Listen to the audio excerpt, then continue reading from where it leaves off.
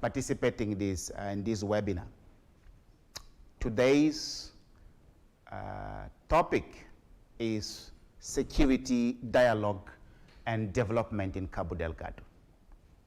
So CDD welcomes you to a series of virtual and in-person discussions with the aim of facilitating resolution dialogue, engaging with government, private sector, civil society, faith-based organizations, as well as to build trust and establish constructive relationships and dialogue between stakeholders.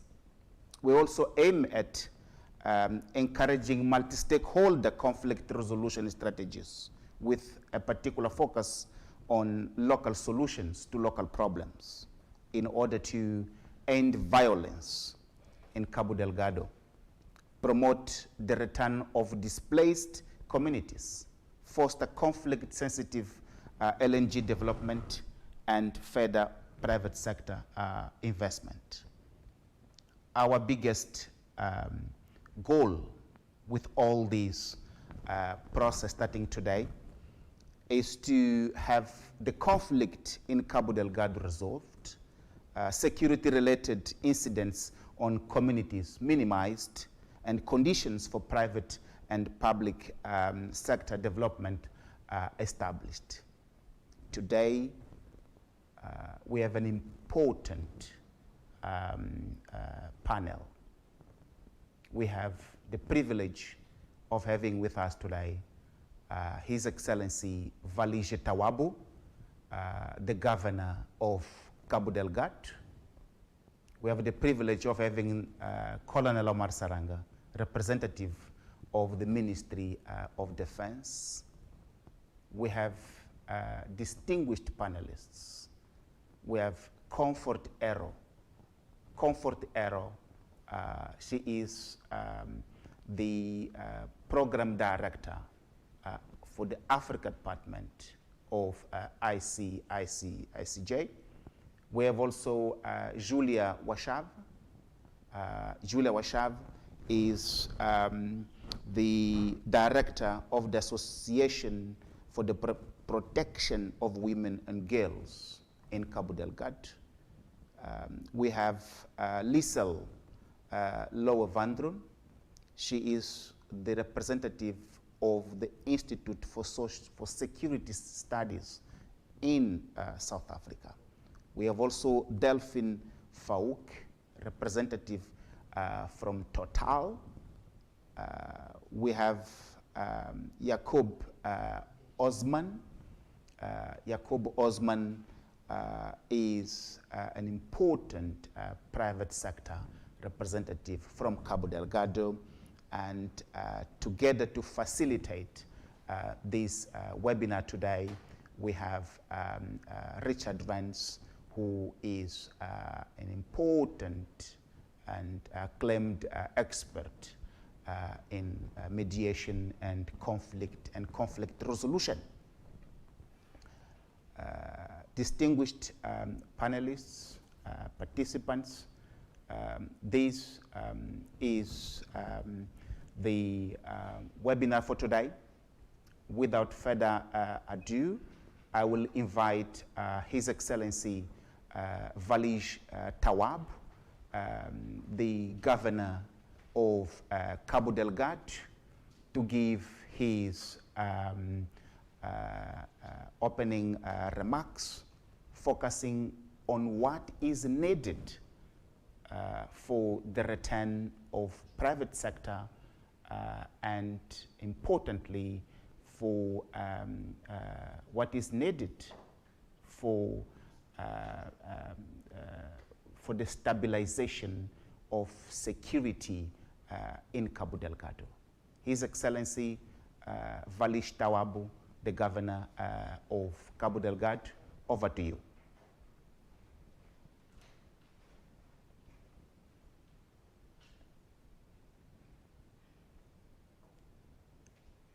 Já entrou? He is still finalizing a meeting, we're being told. So I will immediately invite Colonel Omar Saranga, who is the representative of the Ministry of Defense. Colonel Omar Saranga, over to you. Colonel Omar Saranga, over to you.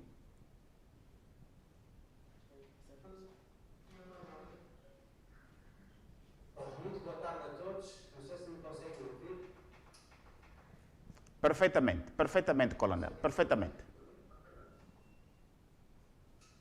Obrigado. Bom, Sua Excelência Valis Talomo, governador da província de Cabo Delgado.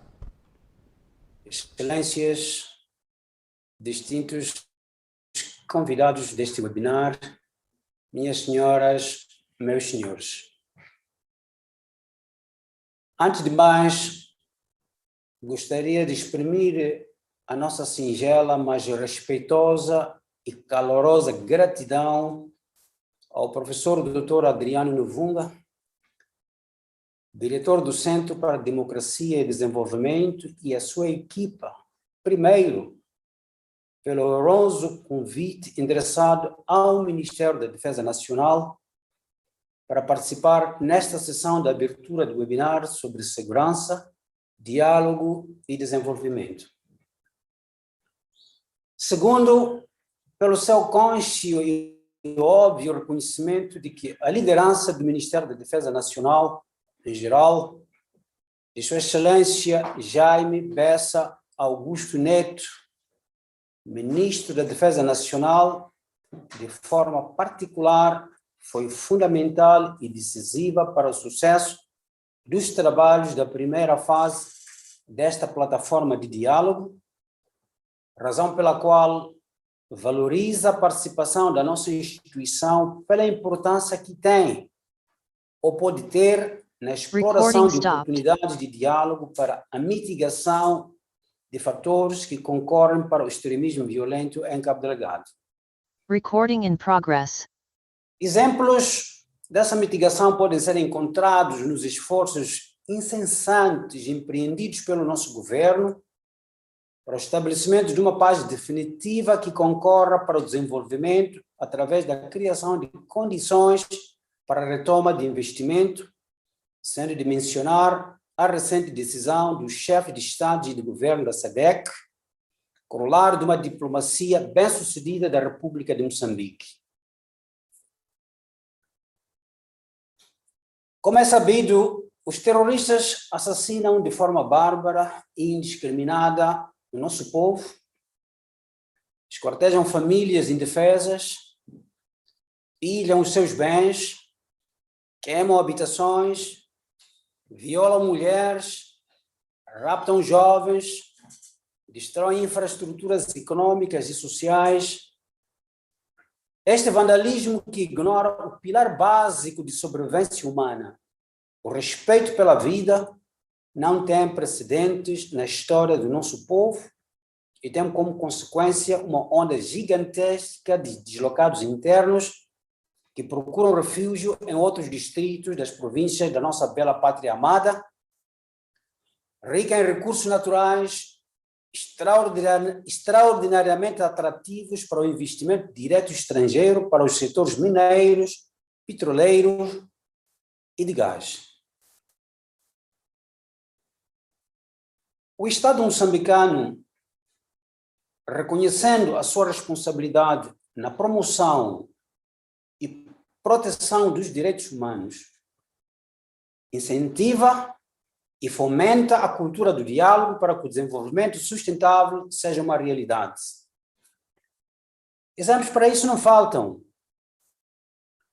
Podemos indicar, por exemplo, Sua Excelência Felipe Jacinto Nunes, Presidente da República de Moçambique, tem sempre reiterado a sua disponibilidade para o diálogo com todas as forças vivas da sociedade, no espírito de tolerância e reconciliação permanente conducente a uma paz definitiva para os moçambicanos. A recente aprovação do mandato pelo chefe de Estado e de governo da SADC para o desdobramento de uma missão militar da SADC enquadrada no princípio de segurança coletiva a nível regional, mais do que uma evidência da abertura de Moçambique aos apoios da comunidade internacional, é uma clara demonstração de buscas efetivas de solução definitiva para uma paz duradoura, alicerçada nos princípios de boa governação, respeito pelos direitos humanos e do bem-estar dos cidadãos. Para terminar, lembrar que segurança é a condição que permite ao país preservar a sua soberania e integridade territorial, promover seus interesses nacionais, livre de pressões e ameaças e garantir aos cidadãos o exercício de seus direitos e deveres constitucionais. Há quem olha para o desenvolvimento como um beco sem saída, visto que não cabe a uma só pessoa dizer o que é ou não desenvolvimento. Cabe à sociedade definir desenvolvimento por meio dos mecanismos de consulta disponíveis, sendo, portanto, desenvolvimento qualquer mudança na direção do que a sociedade deseja. Mas para que isso aconteça, a paz é primordial. O diálogo é essencial e possível, sim, se houver um interlocutor válido para o efeito. É no diálogo que as transformações da sociedade podem se iniciar. Um diálogo pautado pela transparência e pela ética. Se é a falar que nos entendemos, então falemos construtivamente, rumo à transformação versus desenvolvimento. Diálogo para o desenvolvimento, para a criação de condições para a retoma de investimentos, depende de todos nós. Finalmente, rematar que o MDN reitera o seu compromisso em continuar a ser um ator relevante na construção da moçambicanidade, da unidade nacional, do desenvolvimento nacional, em última instância, da paz, sem obscurar o respeito pelos direitos humanos e pelos princípios voluntários sobre segurança e direitos humanos. Tenho dito, muito obrigado.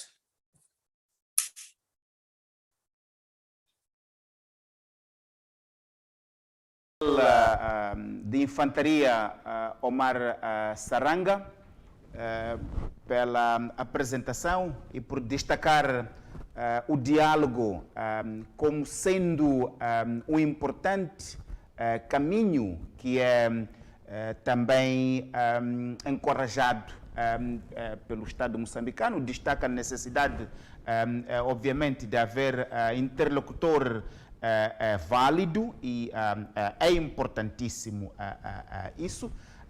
E a discussão que estamos a ter hoje visa também ajudar sobre como é que se pode ter um diálogo numa situação onde se trata de violência sem rosto. Como se pode promover violência sem rosto?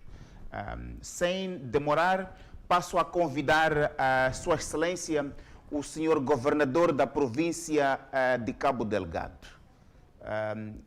Sua Excelência, o senhor governador Valige Tawab, foi eleito. Vossa Excelência foi eleito pela população de Cabo Delgado. A população de Cabo Delgado hoje está a viver uma crise sem precedentes.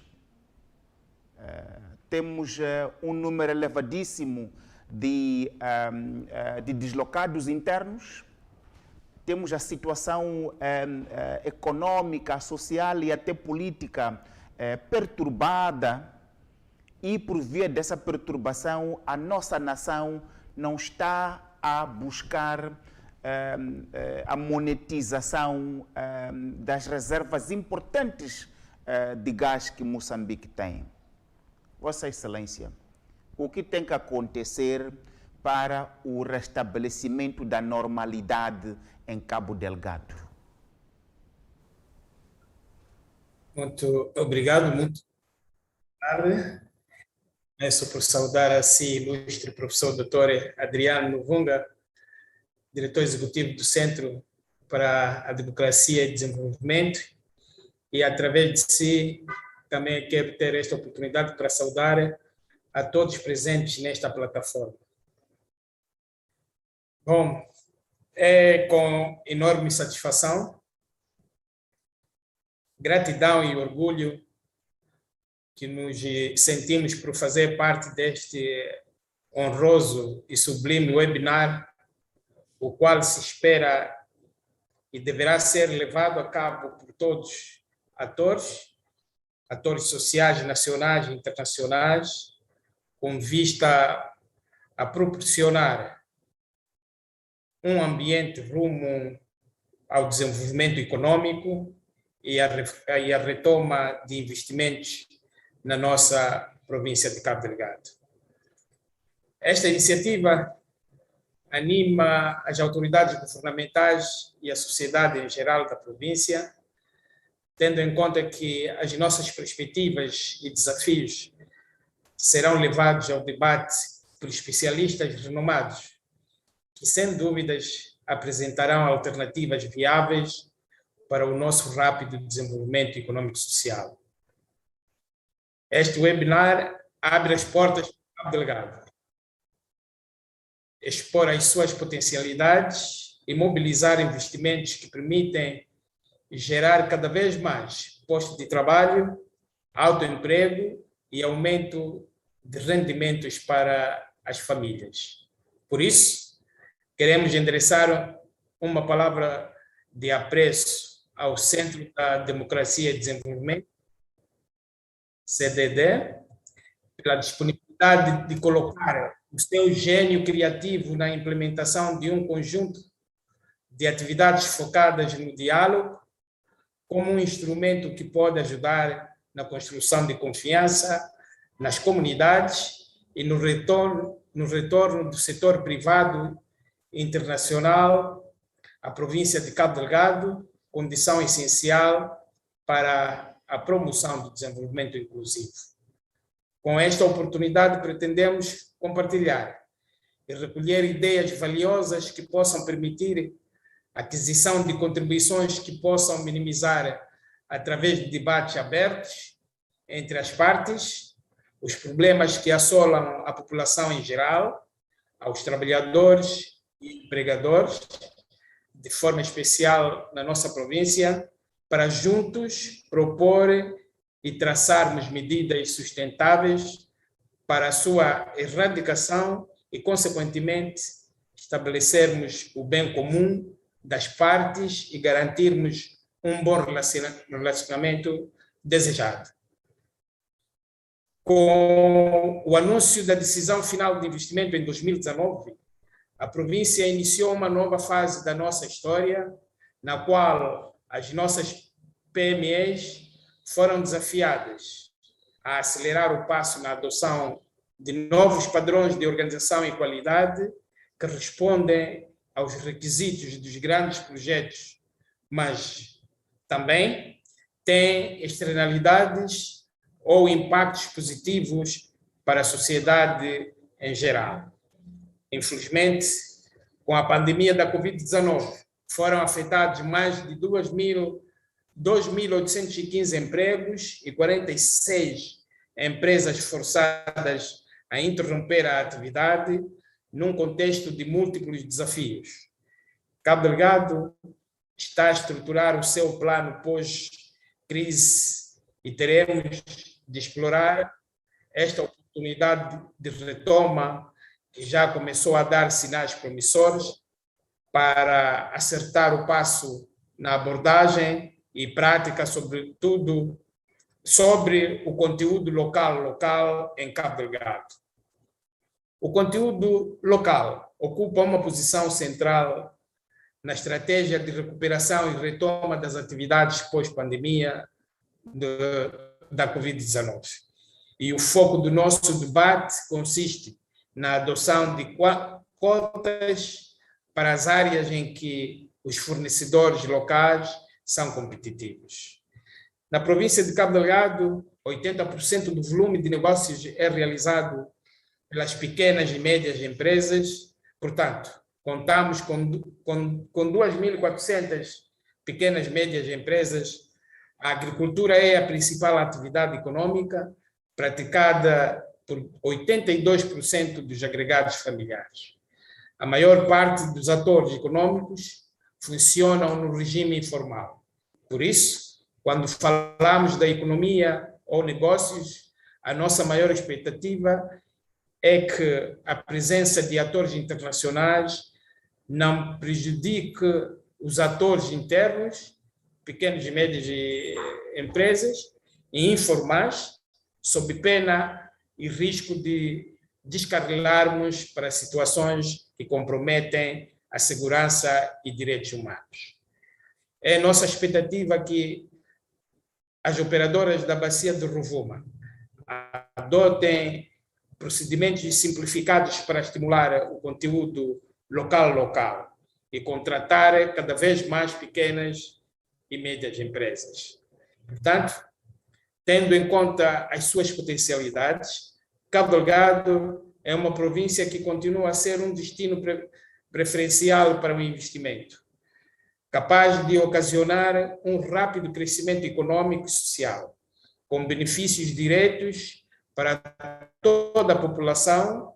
Todavia, é fundamental que haja segurança e uma perspectiva de envolvimento de todos os atores nos processos produtivos para gerar emprego e renda para as famílias.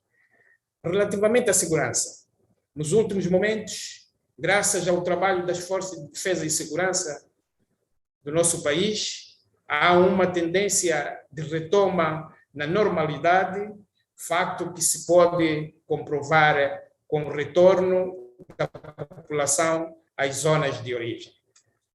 Como qualquer povo que se preza, nós de Cabo Delgado almejamos uma paz efetiva, segurança e tranquilidade. Almejamos a reposição das infraestruturas destruídas pelo ciclone Kenneth e a ação dos terroristas, estradas, pontes, rede comercial, infraestruturas turísticas, rede de água e energia elétrica, unidades sanitárias e escolas.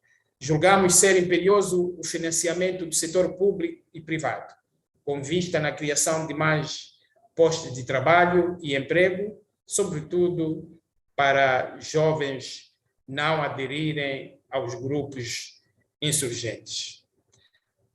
A terminar, desejo participação ativa de todos, na esperança de que os resultados deste webinar ajudem a projetar o caminho mais rápido e seguro para o crescimento sustentável e a retoma de investimentos em Cabo Delgado. Muito obrigado pela atenção dispensada. Gostaria também, por outro lado, de ter essa oportunidade para pedir as minhas desculpas no atraso na entrada no webinar, deveu-se a aspectos técnicos, mas cá estamos e vamos juntos trazermos, portanto, a visão daquilo que é importante para a nossa província. Quando me faz a pergunta como Cabo Delgado pensa em criar a segurança para a sua província, o trabalho está em curso e, como já dizíamos no nosso discurso, a intervenção e a presença permanente das nossas forças de defesa e segurança, tudo está sendo feito para que a população almeje rapidamente a segurança nas suas zonas de origem, uma vez que estão deslocados, e contamos nos próximos dias poderem regressar a essas aldeias que abandonaram. Esta é a mensagem que posso trazer nessa primeira fase, de que o trabalho está sendo realizado, a população já começou a restabelecer-se e a voltar também para as suas aldeias. Muito obrigado. Muito obrigado, Sua Excelência, Sr. Governador da província de Cabo Delgado, por estas considerações daquilo que é preciso fazer para devolver estabilidade à província de Cabo Delgado e a retoma de investimento, o regresso das comunidades deslocadas para as suas zonas de origem, para permitir que não somente Cabo Delgado, mas Moçambique possa explorar o recurso importantíssimo que tem, de uma forma inclusiva, para que possamos ter desenvolvimento, um desenvolvimento partilhado e que, por via disso, permite que todos se sintam parte e mitiguemos os fatores que potenciam extremismo violento na nossa província. Muito obrigado, Sua Excelência. Gostaríamos de contar consigo para a parte final, que vai acontecer lá mais para às 17 horas. Mas por agora, vou chamar Comfort Ero. Comfort Ero is the Vice President and Head of the Africa Program of the International Crisis Group, ICJ. Recently, ICJ issued a robust report. I congratulate you and ICJ for that report. That's a powerful report. So I am kindly inviting you. I'm aware of your busy schedule. Thank you very much for making the time to be with us today. So I am asking you to quickly share with us the key findings and recommendations. You heard the Defense Ministry saying dialogue is important, but it is difficult in a faceless insurgency. Do you agree with that? You heard the governor saying everything is being done by Mozambique Defense Forces. What has ICJ seen, and how can we move forward to stabilize the region and return investment for inclusive prosperity? Over to you, Comfort. Professor Adriano Mukumba, thank you so much for that introduction.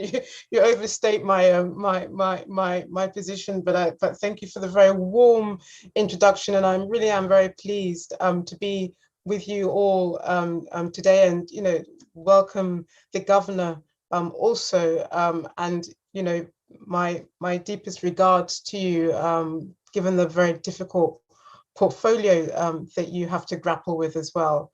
I'm very happy that we're able to be on this panel today. We've benefited immensely from reading all the work that CDD has done, and we've been very attentive to much of the issues that you have been raising, and much of the policy issues, much of the recommendations that you've seen in our report reflect many of the issues that Mozambicans have been discussing themselves. So it's not as if Crisis Group is saying something that is out of that framework, but it's very much in keeping with the realities that all of you have sort of articulated for quite a long time before Crisis Group has written its report. I should begin by saying that the reason why we wrote this report, and also just to say it's nice to see some familiar names on the panel as well, and look forward to exchanging with you all. I should say that in explaining why we wrote this report fits into an existing body of work that Crisis Group has been doing for many years now, centered around jihadi and modern day conflict.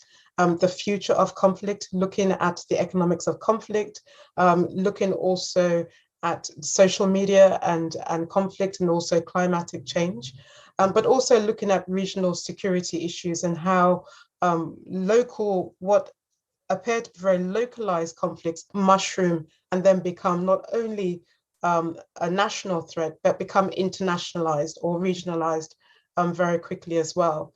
So this report also draws on lessons from our work in the Middle East, in Africa, in Asia, and in Europe, and how groups have been protagonists in many of the world's deadliest conflicts as well, and how that has helped inform our own thinking in Mozambique as well. Also, the work is very much linked to lessons from Somalia, the Sahel, and Lake Chad Basin, but Somalia being within the neighborhood up on the Indian Ocean, clearly a number of lessons to be drawn from there. And also after sort of 11 years of trying to deal with Boko Haram, I think one of the big lessons drawn from there is how to avoid a heavy-handed military response from spiraling out of control. So these are the things that have informed our work on Mozambique.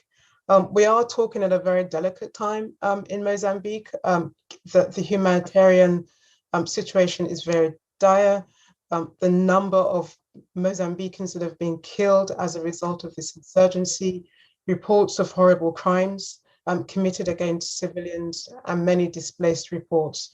So really on behalf of my colleagues, our author of the report, Dino Matani, who's not here with us today, and also my colleagues, Meron and Piers Pigo, I'm very glad, and Piers is on the call, and I'm very glad to present some of the key findings from our report. For those of you who haven't seen the report stemming the insurrection in Mozambique's Cabo Delgado, that report tries to cover sort of four areas in our analysis. The very first one, as you would imagine, and it's very much in keeping with crisis groups methodology when we're coming into a new country, is to try to understand the roots of any insurgency. And I'm speaking to all of you as experts, and I don't need to get into the nitty-gritty of that. Some of it's already been said. Of course, the media attention around the insurgency intensified around the spectacular in the northern town of Palma, which is a gateway, as most of you all know, to the multi-billion-dollar gas projects being laid down by major multinationals. And also the other sort of big media attraction was the decision this year by the United States to designate the insurgency, locally known as Al-Shabaab, designated as affiliated to ISIS and calling the group ISIS Mozambique, and linked also to the ADF, the Allied Defense group, democratic group in and as well fighting in the DRC. But we're very clear in our report that the genesis of the insurrection has been long in the making. Our findings show that it stems from a crisis of the political economy, which came visible as far back as 2007, when frustrated youths in the province began denouncing the authority of local religious leaders. And the activism of these young people had an Islamic tint, is what we discovered in our research, pushing for alcohol bans, opposing the enrollment of children in state schools and the rights of women to work. But anger was also fueled by perceived economic exclusion amidst the discovery of vast deposits of rubies and natural gas as well. We also note very clearly in our report that there was a notable shift in the insurgency that dates back to October 2017, a few months after authorities expelled artisanal miners, including Mozambicans and Tanzanians, from major mining concessions. That led to an uptick in 2017, and a lot of you know the story between 2017 and now. The other area of our findings, or the other area that we focused on in our report, and that goes very much to your question, Professor, is it's to understand the group, the insurgents that call themselves Al-Shabaab, and I recognize that there are other local names for the groups. So we looked a lot about how the group evolved, its strength and its behavior. And again, in keeping with our research, we spend a lot of time doing conflict mapping to understand, to inform also the policy that we come up with as well. So our research was very careful in profiling who the fighters are, especially given a very worrying narrative that these are terrorist groups as well. So we're very careful then to understand who these groups are, given the various labeling of the groups, and both within the country, in the region, and beyond the region as well. Our conclusion is that Al-Shabaab is a composite movement. At the lower level, the militants are mostly Mozambicans, as most of you know, drawn from from young people from two sort of ethnic groups, but we're very careful to underline that this is not an ethnic as well. But our research also found, not only that the ethnic Mawaya and Macau were involved, but also drawn from the small Makonda groups that are fighting under Al-Shabaab, and that were swept into the group through the Ruby Mines attacks of 2017 as well.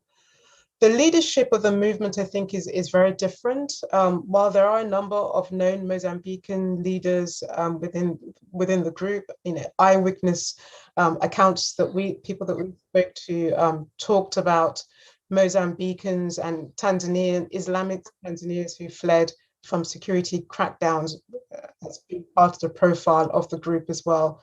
But one thing I do want to emphasize is that while our group does recognize that there may be many Al-Shabaab sort of leadership that appear to be hardened jihadists, and we also note that there are Tanzanian elements in the group, and we also been thinking through and understanding the designation, but we're also careful to underline that if the brains of the group include foreign elements, Al-Shabaab's muscle, the body of Al-Shabaab as well, is primarily Mozambican. And I want to emphasize that because the nature, understanding that also explains the recommendations and the policies that we come up with as well. And we're very clear in saying that while some may well now be committed jihadists, a majority of them have very local motives, less shaped by ideology than by a desire to assert power locally and obtain the material benefits that you can accrue through the barrel of the gun also. Worryingly, our research found that the group is growing in strength. They're able to recruit through financial enticement of people, and they've also been able to kidnap some of their fighters into fighting through raids as well. In terms of capability, they're able to operate by land and by water offshore the coast as well. Our report, as most of you who would have read it, would have seen, talks in detail about the operations, the weaponry, the operational tactics as well. I want to emphasize also that the relationship we found with civilians is very fraught. A predatory nature. The fighters have inflicted, and the governor talked about this, and so did you, Professor, talked about the terrible sort of casualties inflicted on locals, mutilations and decapitations as well. And this is why we emphasize in the report the need to deal with the humanitarian situation as well. We looked closely, Professor, and this goes again to your question, we looked very closely at the government's response and the regional response. Undoubtedly and unsurprisingly, the response has been very much focused on a very securitized response. And we've seen that whether in the Sahel, Lake Chad Basin in Somalia, the instinct is to come in with a very heavy hand. But the response has also been very weak.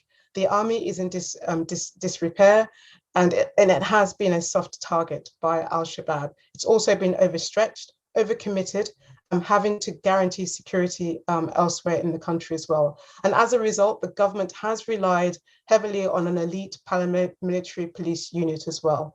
I think we'll all agree, to go back to your question, Professor, I think we'll all agree too that the result of the military's sort of security response has been that Al-Shabaab has only grown stronger and has become more influential in the province as a result of various failed military interventions as well. The numbers of the fighters keep rising. The current estimates that we had at the time of writing the report was between 1,500 to 4,000 troops. It also appears to be generating substantial revenues, and it has built an intelligence and recruitment network that has stretched into neighboring provinces beyond Cabo Delgado as well. I think the other thing that is worth emphasizing, we wrote our report, Professor, when the region and its policymakers were mainly focused on the security-led solutions to the crisis as well. The SADC, has been very concerned about the spread of the crisis, endangering the security of SADC members. And at the time of writing, we were very much focused on what are the implications of the decision by SADC states to authorize a possible deployment of some kind of force into the province as well. And as we all know, that SADC also used that moment to authorize the technical experts to deploy into the country to assess the situation and to decide what kind of mission was necessary for the country. I think based on our findings, Professor, there are three strands that I would say accompany the policy recommendations in our report. We know that the international pressure has been mounting on Maputo to deal with the insurrection, that many fear could have a knock-on implications for the region and in particular South Africa. We know that officials in Pretoria fear that the insurgency can become a platform for homegrown jihadi groups to gain experience. We also know that the ISIS threat on the continent is real. We only have to look, for example, at the local franchise in Nigeria and the Sahel who have expanded, and the real fear that may replicate itself in Mozambique as well. However, there is a risk, as we say in our report, at looking at the insurrection through a counter-terrorism lens, which could lead Mozambique's partners to the conclusion that the policy should focus squarely on a military operation. So what drove our policy was that the failure to understand and take account of the local dynamics underpinning the insurrection could lead to missed opportunities to sort of degrade the group by other means as well. It's on this basis, Professor, that we've sought to craft a policy response based on lessons from other places. The key questions that we try to answer in our report, Professor, was how to bring security back to the province. How do you bring people back to the northern province? How do you reimpose the state's authority and legitimacy in the midst of insurrection? And to come up to an answer to those areas, we focused on three issues. We focused on a military response. We were not shy in underlining that there was a necessary role, that external and internal military intervention was indeed needed, but it needed to be measured as well. Some military assistance is on its way from Western partners of Mozambique as well. But again, we want to avoid a situation of a quagmire, looking at lessons from other places. It needs to be a very carefully tailored response to the crisis as well. Mozambican officials and security experts acknowledge in the conversations that we had that it will be impossible to totally defeat Al-Shabaab. However, providing a bespoke assistance to Mozambican forces could still achieve enough military pressure on Al-Shabaab, and that's what we focus on as well. We acknowledge that Western partners themselves say they want to help. They have their concerns about sort of abuses by the military forces, and we also acknowledge that there are concerns about institutional reforms as well. Again, we caution about the very careful approach that needs to be taken. But we're also clear in our report, Professor, and I'll end by outlining the two remaining sections of our report. We're also clear in the report that the military pressure itself will not be enough. And that's why we also spend a great deal of time saying that the government and international partners must address the undercurrents of this conflict, the grievances, and it must find a way to build back the lack of trust in the country as well. So government cannot sidestep the need to tackle these issues. One of the things that we suggest, Professor, is the need to deploy aid into communities at the crosshairs of the insurgency. And as you point out, Professor, the need to open dialogue with the militants, for example. We suggest that Maputo should use the billions or so dollars of donor money that has been mobilized via the World Bank to win back the confidence of local communities, soothe over local tensions, and use this goodwill to open communication channels with tired militants as well, who are sons of these communities as well. And without dialogue, Professor, we say there's likely to be no end to this conflict. So the line on dialogue is one that I would sort of like to sort of underline, and I know that you have talked about it as well. And finally, Professor, the other strand, the other element of of our recommendations, pointing to the regionalization of the crisis, pointing to the internalization of the crisis. We say that even the transnational and foreign dimension of the crisis needs to be tackled if we're going to get out of this insurgency. So we urge the government and the region that says it's concerned and international partners to work together to curb the transnational jihadist threat. So here we say that if they're truly concerned about the terrorist networks, there has to be a way in which to think beyond sort of the military options, look, for example, on taking steps to address issues around intelligence and law enforcement cooperation, to tighten the network around transnational jihadi groups who are trying to tunnel into the crisis and also ultimately to explode what is essentially a local revolt. There's a lot more that I can talk about. It's a report of over 30 pages, but this is in a nutshell the core of issues that we raise. And Professor, thank you so much for giving the crisis group the opportunity to be able to share our findings and some of our policy ideas with you. Thank you very much. Thank you very much, Comfort. You have nailed it. I can't agree more with you. I can't agree more with you. Military intervention is not enough. Governance matters to address the grievances underpinning this. I agree with you when you call Mozambique, the region, and international partners to work together for a balanced military governance dialogue addressing some of the key issues underpinning it while addressing the international dimensions of this conflict that is sitting in between Mozambique's harnessing its gas potential. Thank you very much, Comfort. You have nailed it. I can't agree more with you. Thank you very much. Now, I turn to Liesl. Liesl, the Institute of Security Studies, it has been studying these phenomena for more than 2 decades in the region. Good afternoon. I don't know if it's just me, but I can't hear everything. Should I perhaps just start my presentation? Right. Yes. Seems sounds from Maputo is a bit problematic. Greetings, everyone from Johannesburg.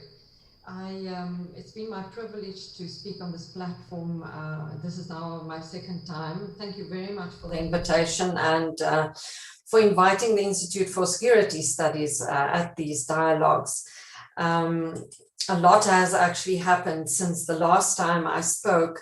And as has been mentioned here, and as you know, SADC has now decided to deploy a standby force to assist Mozambique to combat violent extremism in Cabo Delgado.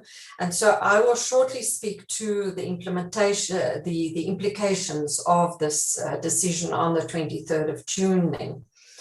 We believe this is a significant development and the first time SADC is actually deploying in such an operation against violent extremism.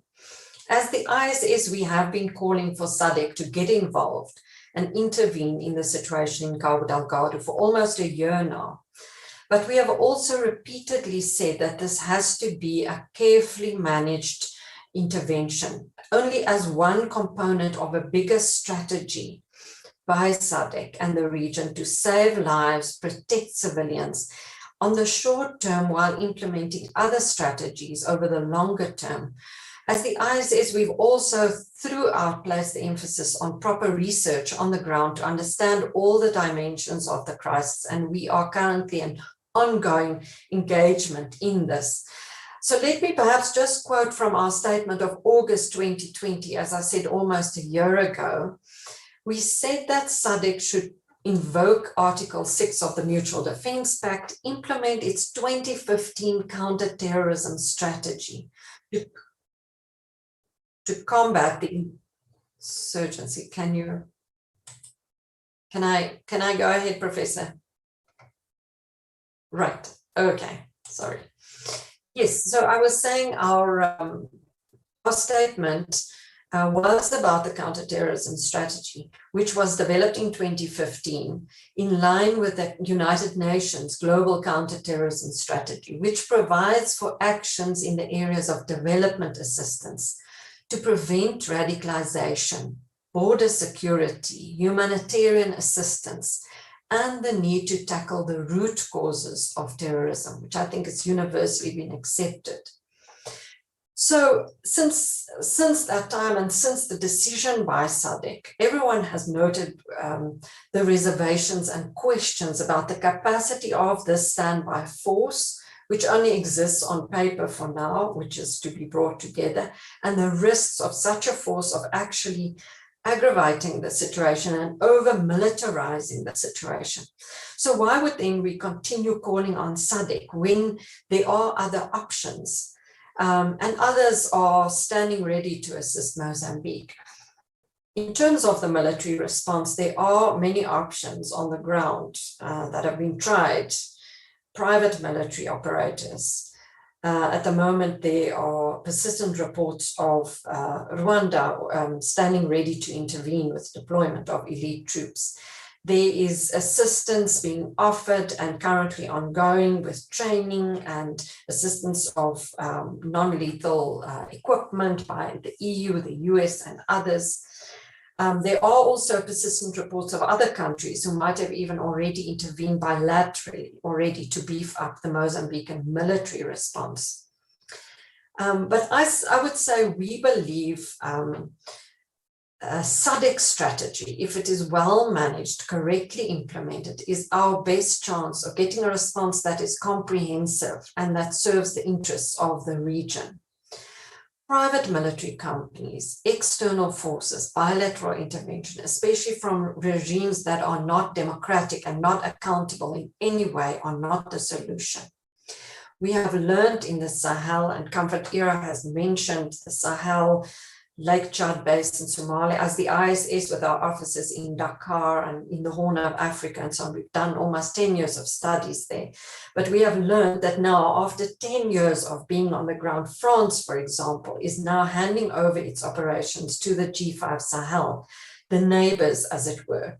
The G5 is increasingly also focusing on dialogue with communities, dealing with issues such as development and looking at the root causes of violent extremism. So what we are saying, like the G5 Sahel, the neighbors SADC will be the best place, even though we know SADC is a weak organization for many reasons most of us know well. It is not an ECOWAS, it's not the African Union. If it is weak, it is perhaps also the fault of all of us in the region, including civil society. Perhaps we haven't worked hard enough at it. Nevertheless, SADC is important. Today, for example, we are hearing the opposition in Eswatini calling for SADC to get involved and mediate a solution in this crisis that I think everyone is aware that have brewed these last few days, because the opposition doesn't trust the regime in place to engage in dialogue. So SADC, like the other organizations like the African Union, is not a supranational organization. No state has ceded any sovereignty to SADC. So there are huge constraints. But at this point, it's the only regional intergovernmental organization that exists.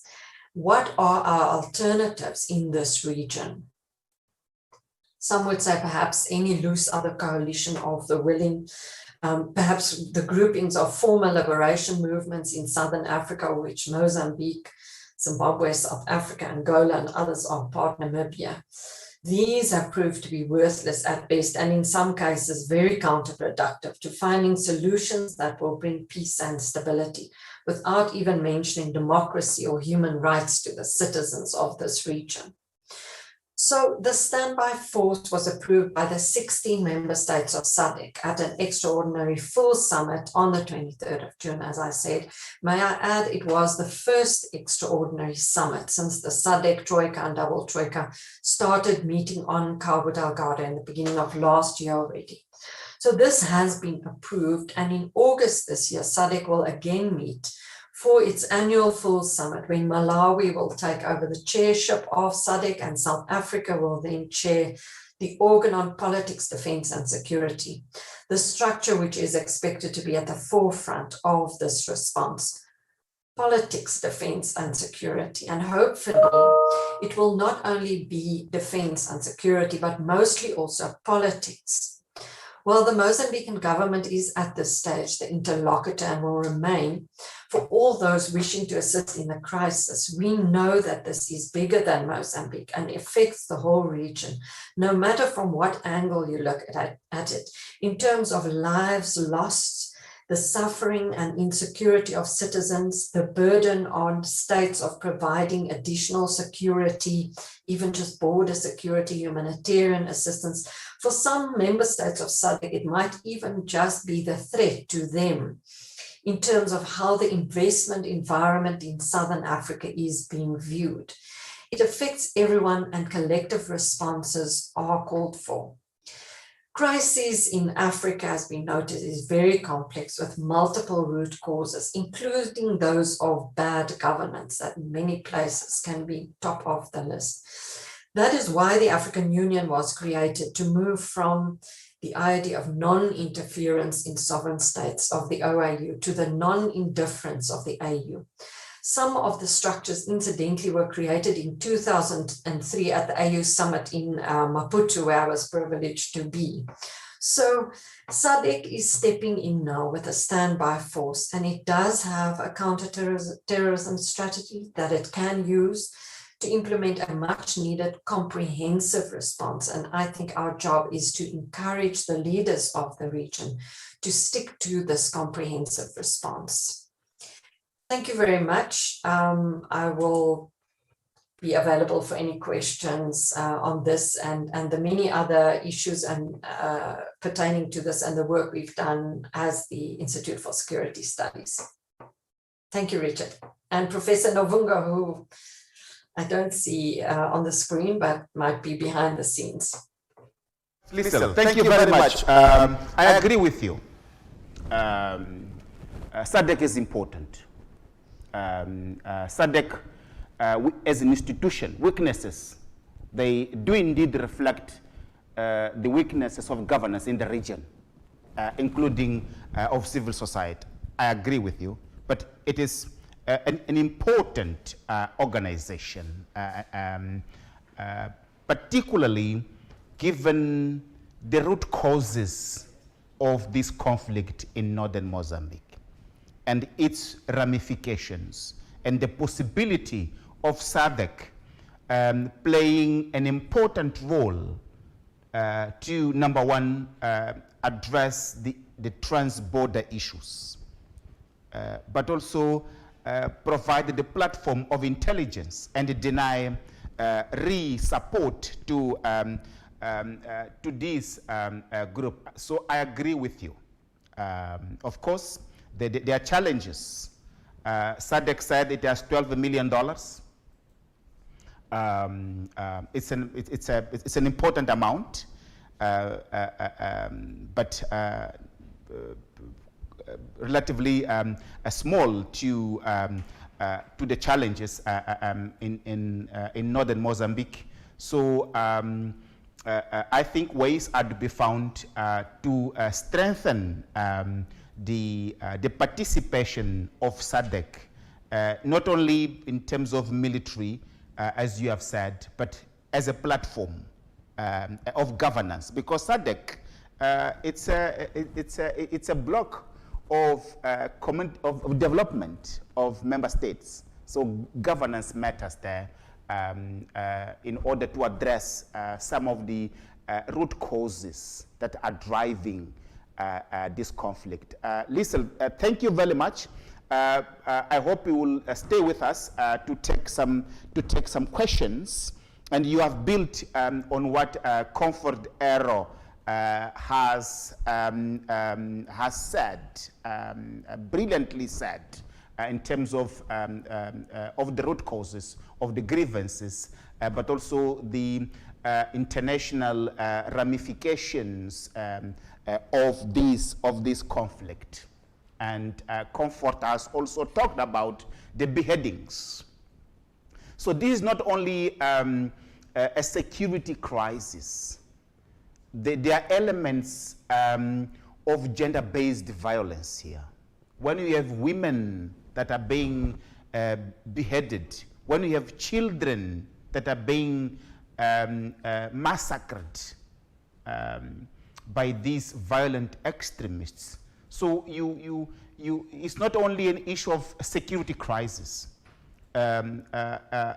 It's also an issue of a gender-based violence, which it can play a significant role in continuing the conflict. So this is an important issue, not only in terms of consequences, but also looking at it as to how some of the narratives of this group might not be feeding this type of violence, which it helps amounting the conflict. We have my good friend, Julia Washave. Julia Washave, she leads Promura, which is a platform in Cabo Delgado that tackles gender-based violence in the context of violent extremism. And she takes a particular focus of working with women and protecting children. Julia Washave, you have 10 minutes to tell us, how do you view this conflict? How severe is the gender-based violence aspect of this conflict, and what needs to be done to stop this and stop the conflict more generally? Over to you. Mais uma vez, boa tarde a todos e a todas, e muito obrigado, Dr. Novunga, por me ter convidado a participar deste painel em debate aberto. Dizer que sou diretora executiva da Promura. Promura é uma associação de proteção à mulher e criança aqui na província de Cabo Delgado, e trabalhamos mesmo no campo diretamente nos centros de acolhimento, e acompanhamos o processo todo quando começou. Dizer que mais de 950 mil deslocados foram se deslocando, e cada vez mais o número vai aumentando, e dizer que também 75% destes deslocados internos são mulheres e crianças. Temos um número de mais de 160 mil mulheres e raparigas adolescentes em idade reprodutiva, e temos visto muito a questão de violência baseada no género, violações, abuso sexual, abuso de menores e destas mulheres e raparigas também. Dizer que aqui na província nós estamos a prestar assistência jurídica, apoio psicossocial às vítimas, e naquilo que é ajuda e apoio alimentar, distribuição de kits, formação às ativistas, e também temos organizado grupos de mulheres nos centros de acolhimento para terem informação e estarem capacitadas em algumas matérias como direitos humanos e encaminhamento de casos de violência baseada no género. E neste exato momento, o que mais precisamos é apoio psicossocial, a questão de encaminhamento de casos, fazer a monitoria destes casos, dizer também que desconhecemos legislação que tem a ver com extremismo violento, não temos materiais que falam sobre extremismo violento, e há muita falta de informação, tanto para nós, sociedade civil, assim como para os próprios deslocados internos, não tem muita informação. E temos muitos desafios, como problemas de colaboração e articulação entre nós, entre vários atores, uns com umas e outras agendas, são múltiplas as agendas. Temos um fraco envolvimento de organizações de mulheres que conduzem a fraca consideração das necessidades específicas destas mulheres. E não há um recurso para mobilizar comunidades e para apoiar continuamente. Numa primeira fase conseguimos apoiar, mas depois fica muito difícil dar continuidade e apoiar, porque o número é muito grande e é uma demanda muito grande. E dizer também que temos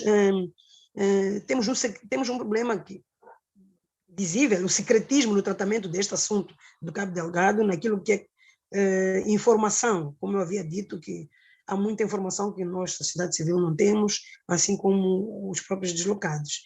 E como prioridades, temos a questão, a questão dos direitos sexuais reprodutivos, há uma necessidade de se passar muita informação a esta camada de pessoas, estes deslocados internos que vieram, em matérias de direitos sexuais reprodutivos, planeamento familiar e as próprias condições, os meios de vida para recuperar, para recomeçar a vida destas pessoas, naquilo no que diz respeito ao espaço, que é uma casa, ter uma renda, e mesmo a questão de serviços essenciais de educação, de saúde, e mesmo naquilo que é a sua identificação. Muita gente ainda que não tem o bilhete de identidade, se bem que já há brigadas móveis que estão a fazer este trabalho.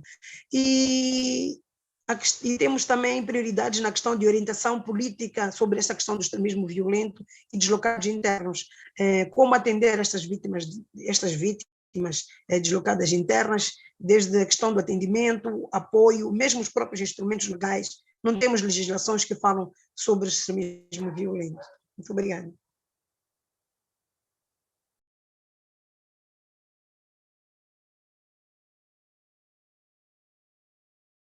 Sim, senhora. Este é um conflito também que tem uma importante dimensão de gênero.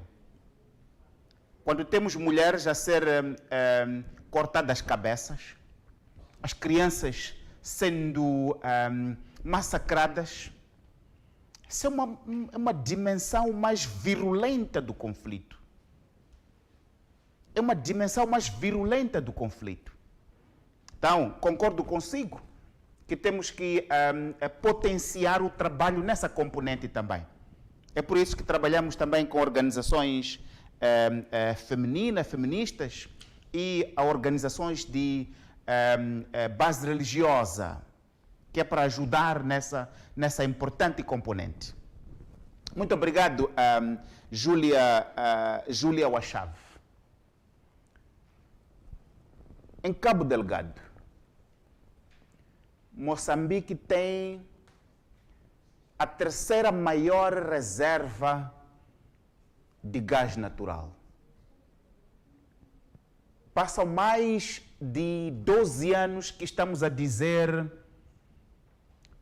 Mozambique's natural gas in northern Mozambique is the game changer for the country and the nation building. It is the game changer. Is it still so, the game changer? Is it still the game changer? Over the past 10 years, Mozambique's extractive sector, particularly the gas sector, has been affected by bad to poor governance. And that allowed for elite-centric extractivism without development for local populations, particularly the youth, and it has to some extent marginalized local private sector. The governor said,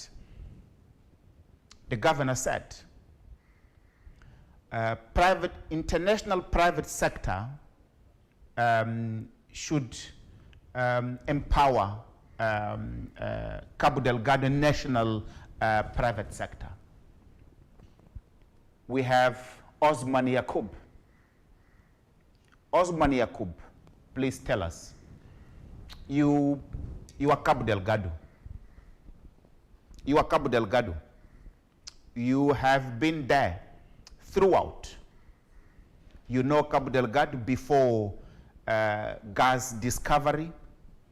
You have been a businessman there. You are in Cabo Delgado throughout the period where Mozambique was said that would be the Qatar of Africa said so Christine Lagarde in 2014 at the Africa Rising Summit here in Maputo. For what you have seen, is still Mozambique en route to be the Africa's Qatar? Is Mozambique moving in the right direction? What's happening? How have you seen the potential of local content? Is the private sector in Cabo Delgado happy? What is needed for the private sector to be happier and contribute in a platform of dialogue for the return of investment? Over to you, Osman Jacob.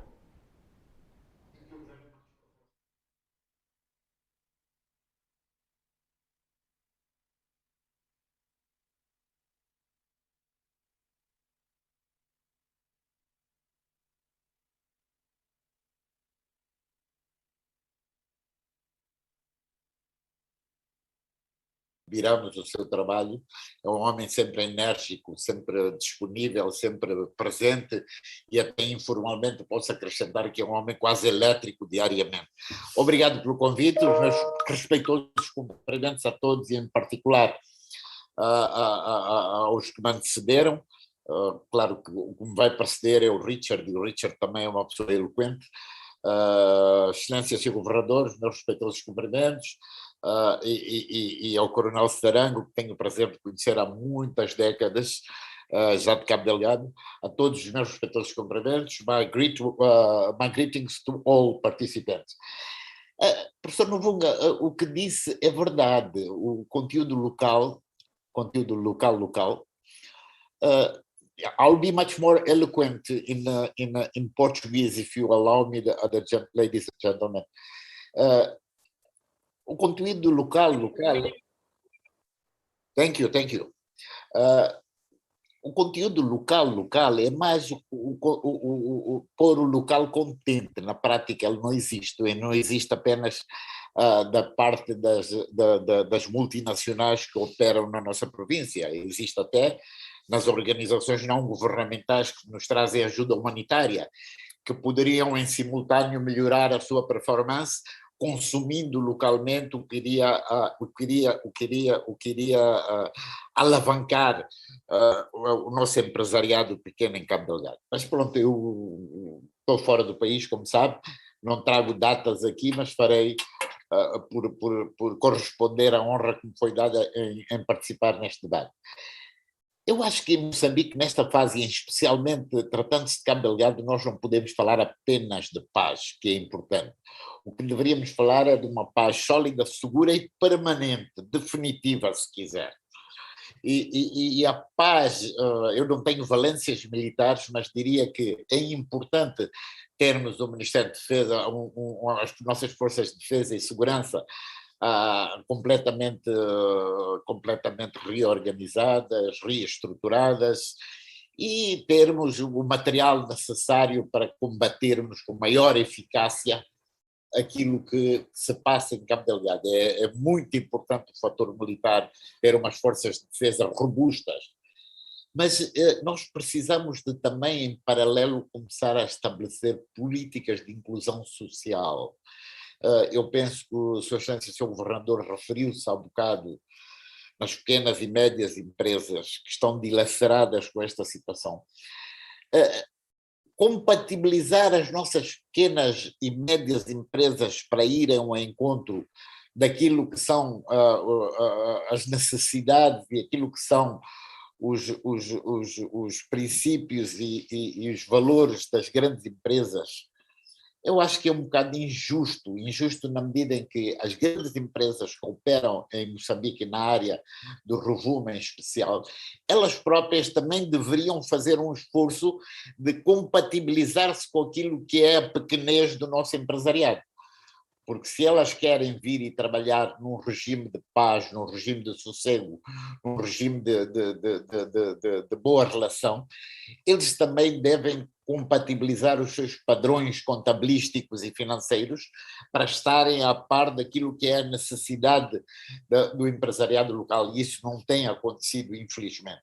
Infelizmente, o que verificamos é estas são a nossa compliance, vocês cumpram com elas e muitas vezes o nosso empresariado não tem nem musculatura financeira, nem musculatura burocrática para poder acompanhar o ritmo e as exigências deles. Portanto, deve ter um esforço da parte das grandes empresas no sentido de se adaptarem àquilo que é a realidade de Cabo Delgado.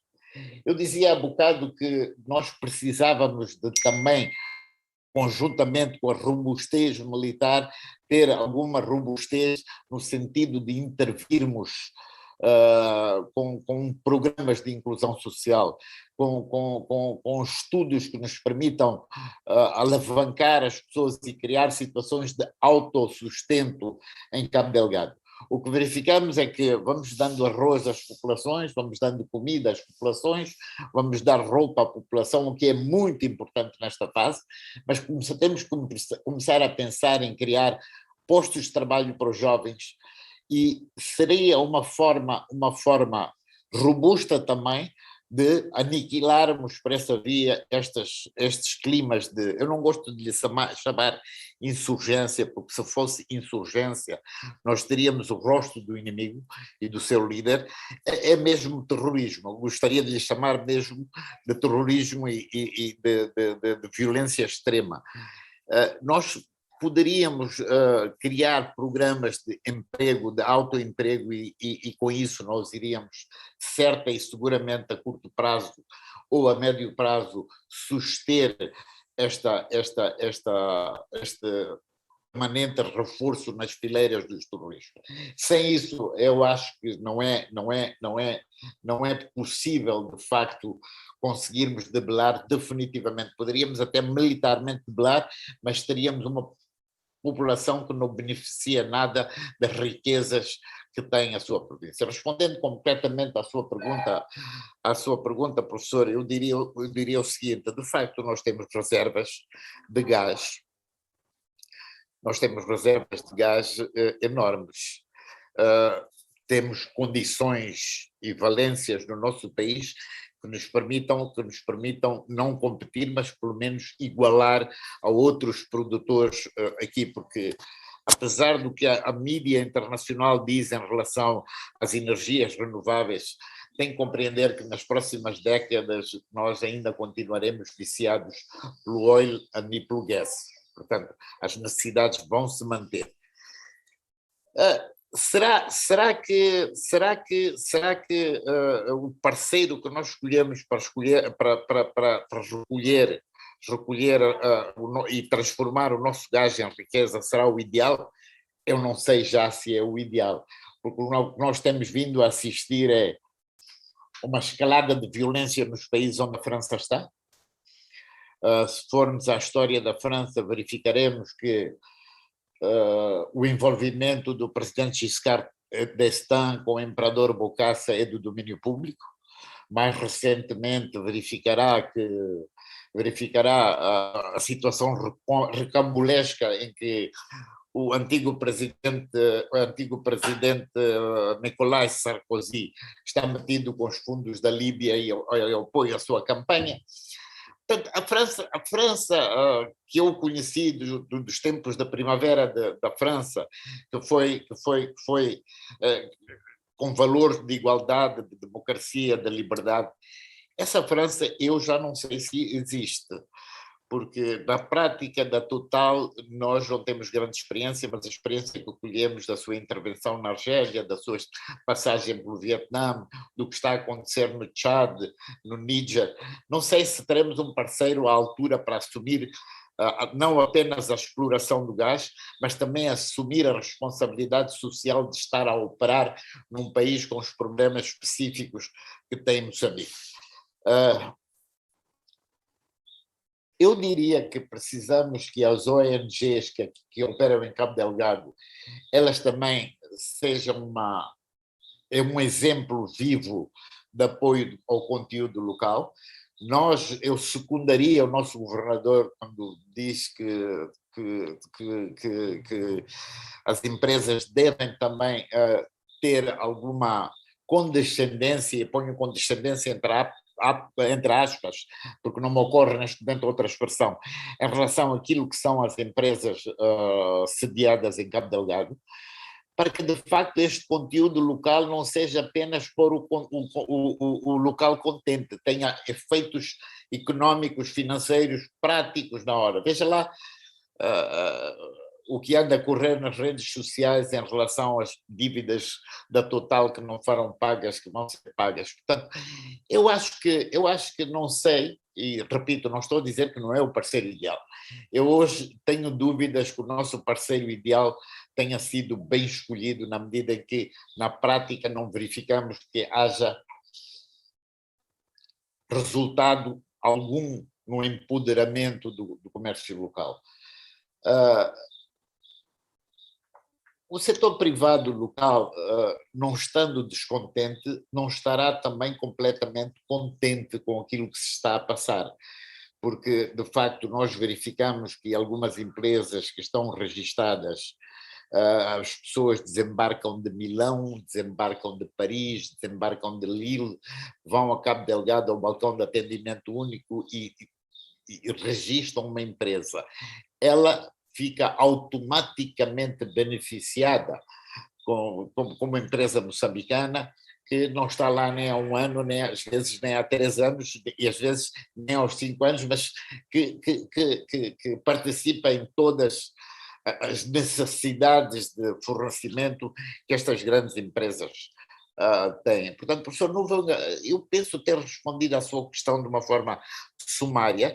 Acrescentaria apenas que nós temos alguma facilidade em criticar aquilo que é nosso, e de facto o que é nosso deve ser criticado, porque é a crítica que alavanca, que aguça o intelecto para as pessoas se aperfeiçoarem.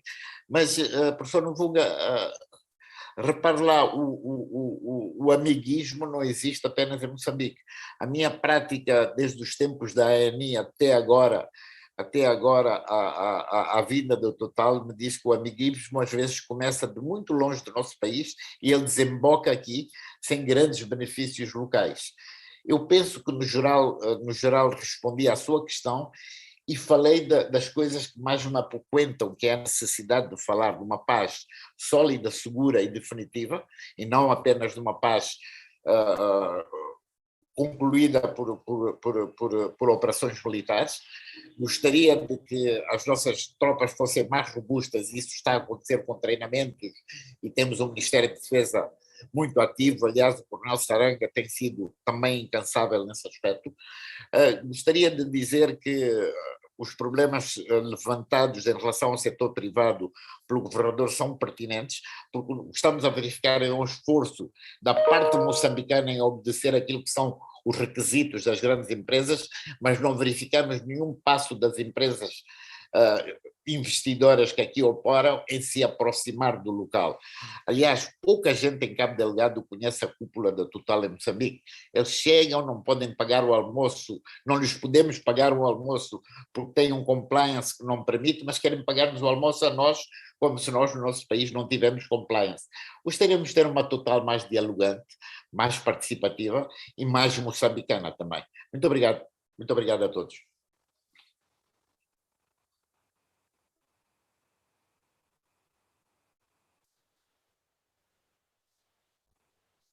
Para o nome ser mal escrito.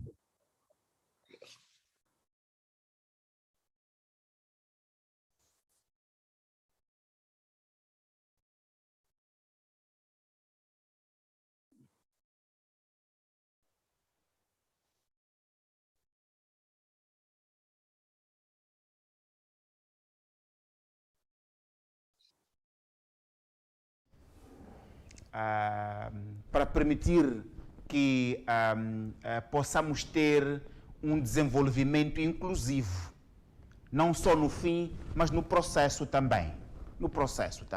Isso é fundamental.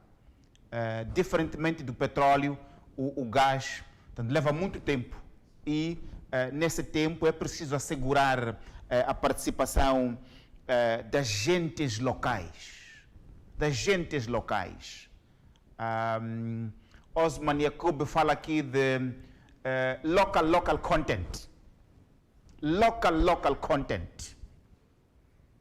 That is key. That is key.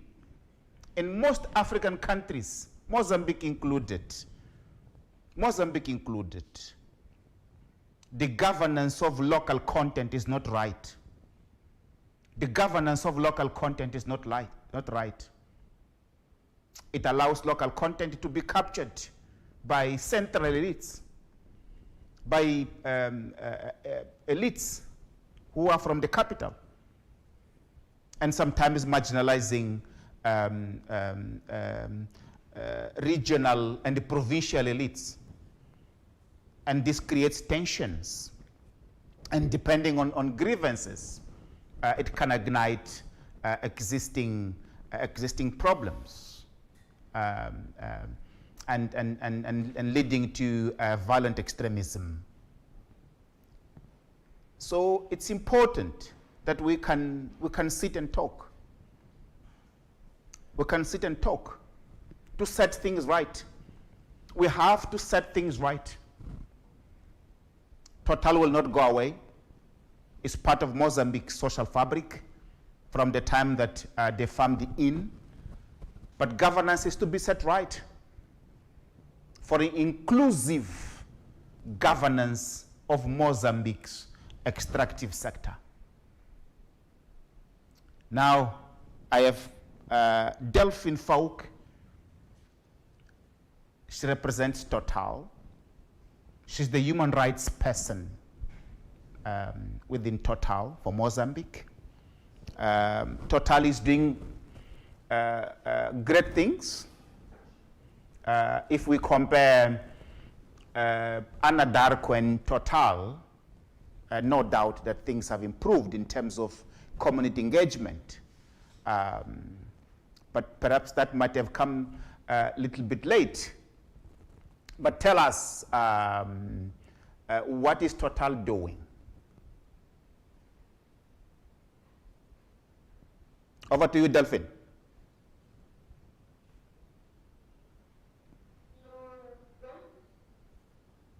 Yes. Okay. Good. So first I would like to thank you for the opportunity to share with you today the project's perspective on human rights, security and development in Cabo Delgado. As you all know, as a result of the ongoing security situation and the attack of Palma, TEPMA1, as operator of the Mozambique LNG project, has paused his activity and declared force majeure in April. Given this context, the restart of the project activities will now depend on the full restoration of security and peace in Cabo Delgado. As many other stakeholders, we are also convinced that addressing the conflict will require a combination of both security and development response. As an example, for us, some socioeconomic conditions will be necessary to allow for the catalytic potential of the project to be achieved, such as the rehabilitation of government infrastructure, public services like the provision of education and health, or free access to the north to allow the circulation of people, goods, and services. Despite the force majeure situation, the project remains fully committed to respect and promote human rights, as stated in TEPMA1 human rights policy, which is available on our website. We are also fully committed to maintain a regular dialogue with both the government and the communities of Afungi Peninsula, and to support them as much as possible, both the Kitunda residents and the IDPs currently remaining in the Afungi Peninsula. From a security perspective, the MOU signed in August 2020 with the Ministry of Defense and Interior to ensure the security of the LNG project activities and the neighboring communities remains active, including its VPSHR requirements. So in practice, it means that the project will continue to support some social programs in Cabo Delgado, such as our Catalysa agricultural project, but also some health, education, and road safety programs with a focus on the youth. We will also continue to support some humanitarian initiatives. We are also committed to support and monitor closely the situation of the Afungi population through regular remote engagement between the community leaders and some community point of contact and our community relation team. And we are committed to implement certain aspects of to continue implement certain aspects of the resettlement program as conditions allow. For example, since April, the project has procured emergency food support for resettlement affected communities and is working to facilitate the delivery and the distribution of this food. We are also maintaining a community grievance mechanism through a green light to address grievances and concerns, including security and human rights grievances. We always make sure to provide a high degree of confidentiality to the complainants. When there are security grievances, we are monitoring the resolution of the cases with the Joint Task Force commanders deployed in Afungi and the community leaders. We try as much as possible to facilitate the dialogue to find appropriate resolutions. If there are any allegations of human rights abuses reported, we are always reporting all cases to the National Authority for appropriate investigation. In parallel, we are continuously training the Joint Task Force soldiers deployed in Afungi on VPSHR, so Voluntary Principle on Security and Human Rights. Due to the logistical constraints, instead of conducting on-site training like we used to do when we were in Afungi, the idea now is to work closely with 15 VPSHR champions, including one woman, identify within the GTF officers and give them some training tools so they can themselves train and influence positively the behavior and practices of the troops on a daily basis.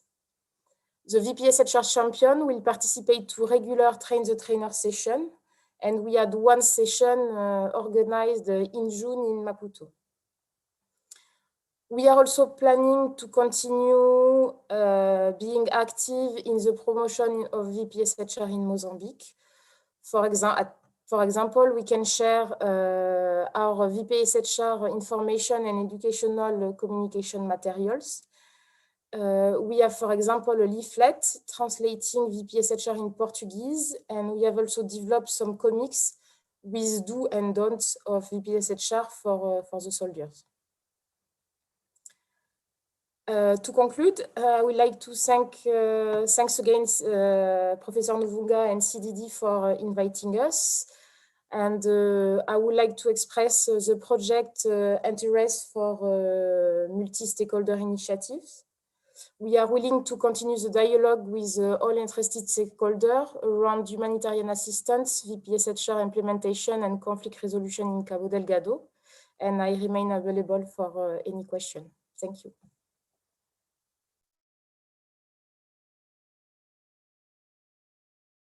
For those observations and sharing with us what Total is doing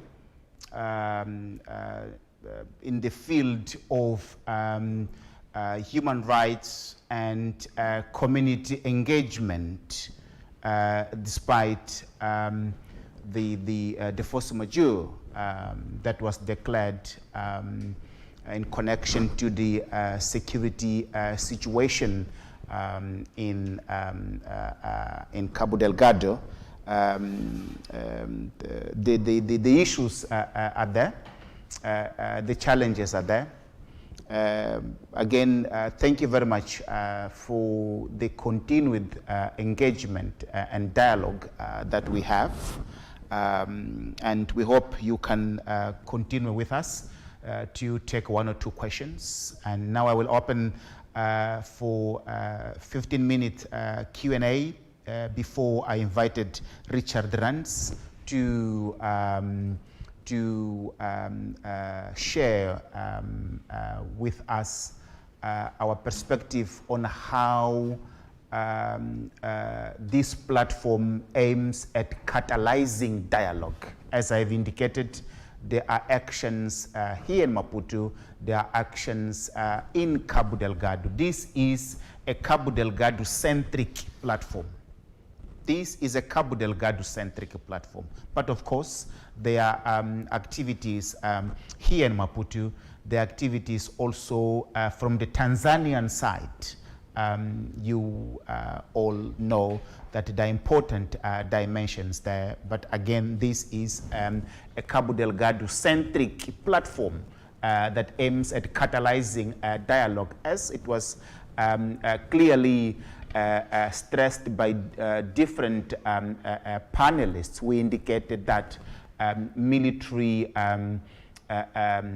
intervention is important, but that is in order to allow dialogue to take place in tandem, including humanitarian assistance to allow IDPs to return and investment back to Cabo Delgado, which is much needed to catalyze. But I have 2 colleagues who have burning issues. I have a list of questions there, but I would like to invite Professor Thomas Hausen. Professor Thomas Hausen, are you ready for 2 minutes? Yes, Professor.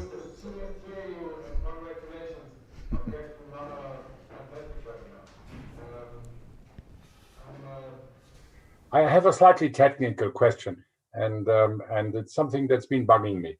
And I've also put it in the question lists so that people can follow it easily. In South Africa, politicians, especially Minister Pandor, and most commentators keep referring to Article 6 of the SADC Defense Pact, which eventually came into force in 2008. But then they never mention that the same Defense Pact has an Article 7 too. And there you can read the following: no action shall be taken save at the state party's own request or with its consent, except where the summit decides that action needs to be taken in accordance with the protocol. So Mozambique is right in saying it is their prerogative to say yes or no, except if the summit decides to act in accordance with the protocol. That's a bit technical, but then you look up the protocol and you find section or article 11 in that protocol. And 11.3d makes it very clear that absolute priority has to be given at all times to the peaceful resolution of any conflicts. And where the use of force may be considered, then that can only be done subject to an approval by the UN Security Council. And this is why Tanzania is refusing to support a military intervention at this stage. And why is this being misrepresented regularly in South Africa? It is not clear what can be gained by overstating the case for a military intervention. So maybe we can discuss this a bit, and then also understand why Tanzania and Mozambique are reluctant. Because nobody has ever made an attempt to actually meet and talk to, however discreetly or secretly, the leaders of the insurgency. Tanzania keeps offering to facilitate this, but it's not happening.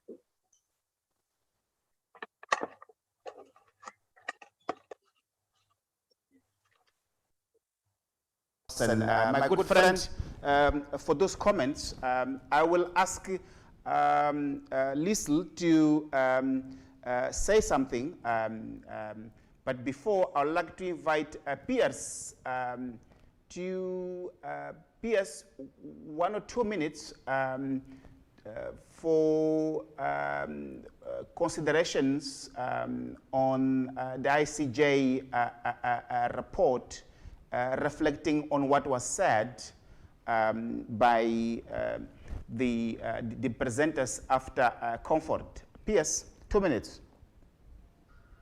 Thanks, Adrian.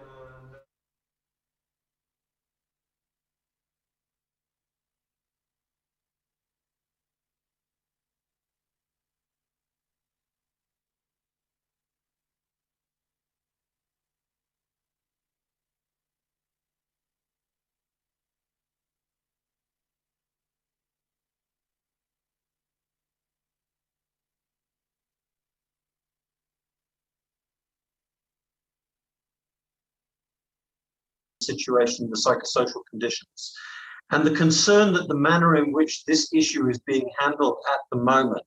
And we heard reference to the gender dynamics that are in play and so forth, and we should really think about one piece we're reading this morning about the impact on children, given so many children are affected by this.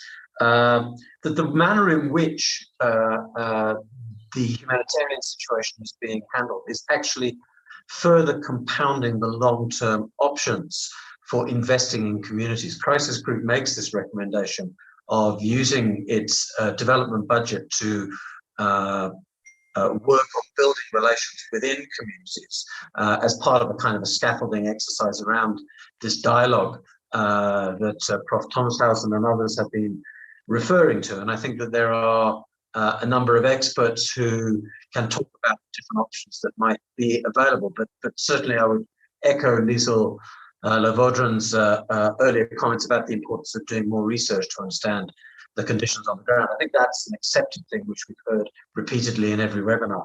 But I do think that if SADC doesn't get a proper grip on this humanitarian issue as well, in terms of, it's an area, seems to me, where it could provide very important support in terms of trying to assist the way in which the humanitarian situation is being handled. And, you know, whether it's, I was reading one report about corruption in terms of aid distribution, corruption in terms of beneficiary identification, et cetera, et cetera, et cetera. Now, how widespread that is, how systemic that is open to question. But we have a problem which is not being recognized, it seems to me. And I think that unless this issue is folded in to the other issues urgently, we're actually going to be shooting ourselves in the foot. So that's my one sort of major concern, Abigail.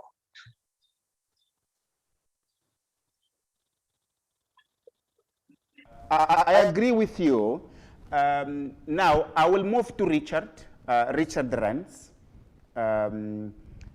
The two major questions are the following that we have on table today, as presented by our participants. Number one is how effective is a dialogue in a situation of faceless violent extremists?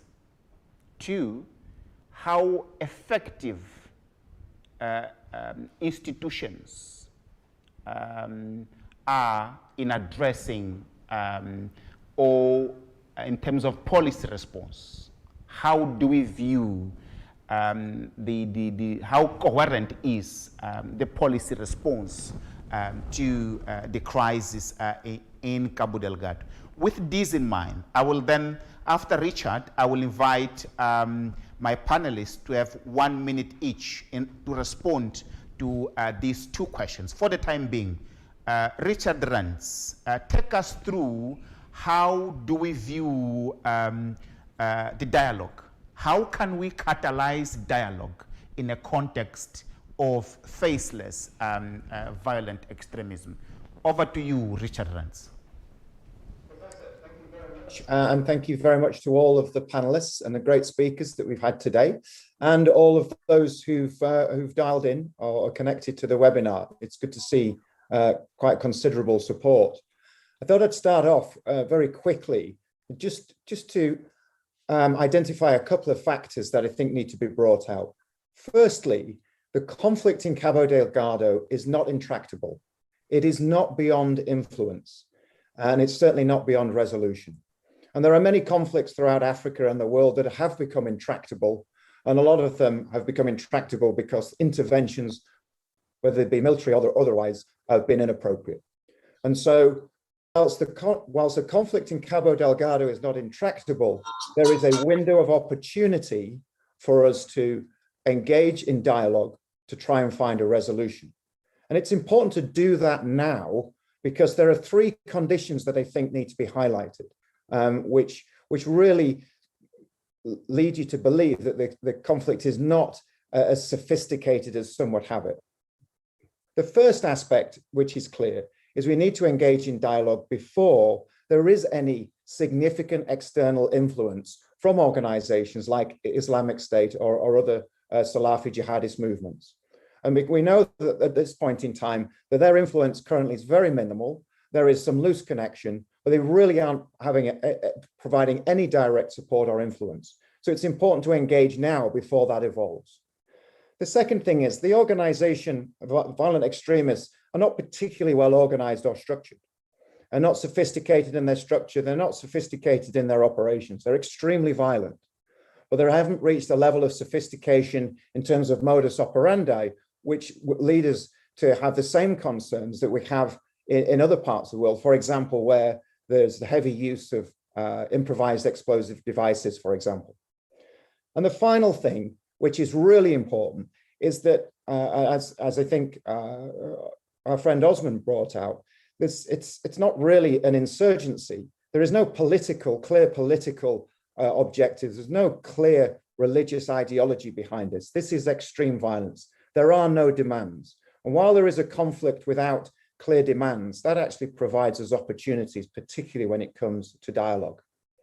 Now, to answer the professor's question or the question from the audience about how do you possibly dialogue with faceless violent extremists? Well, we know where they come from. That's already been articulated very well, particularly in reports like the Crisis Group, other reports that CDD have done in the past. We know that they are sons of the community, the majority of them. We know that there is some Tanzanian influence, and there may be a little bit of other African influence elsewhere, but the bulk of the influence is all very local.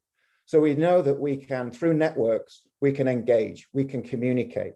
We can communicate through those communities, through various networks, whether they be trading or business oriented, or whether they be local communities. The other thing that we can do is we can effectively message. One of the strengths of countering violent extremism is putting out different messages which will lead violent extremists to rethink the opportunities that are available to them.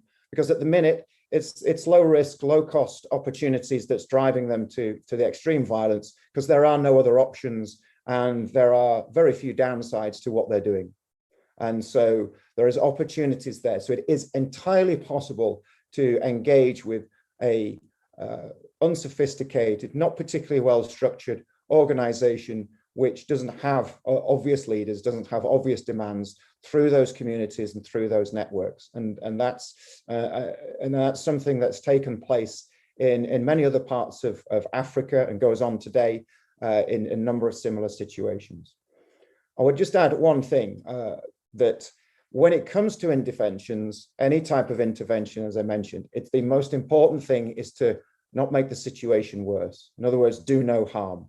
And I'm afraid that a lot of our experiences over the last 20 to 30 years, particularly on the continent, have been where military interventions have taken place by multilateral organizations, conflicts have become increasingly intractable. And so there isn't a good track record for military intervention into this type of small conflicts, small wars, etc. And so we need to think more broadly about how resolution dialogue might work. And I'll attempt to share my screen now just to give you an idea.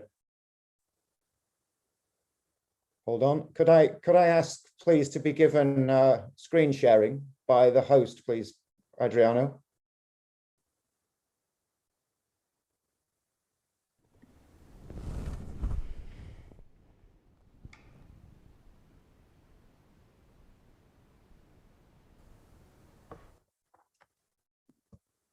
I just want to share this slide with everybody, just to really identify the components of how we see resolution dialogue bringing together what is a broader strategy.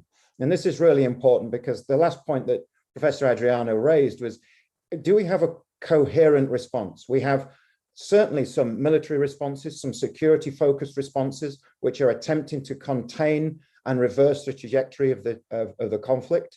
We have some development initiatives, particularly from Adine, to attempt to improve socioeconomic conditions.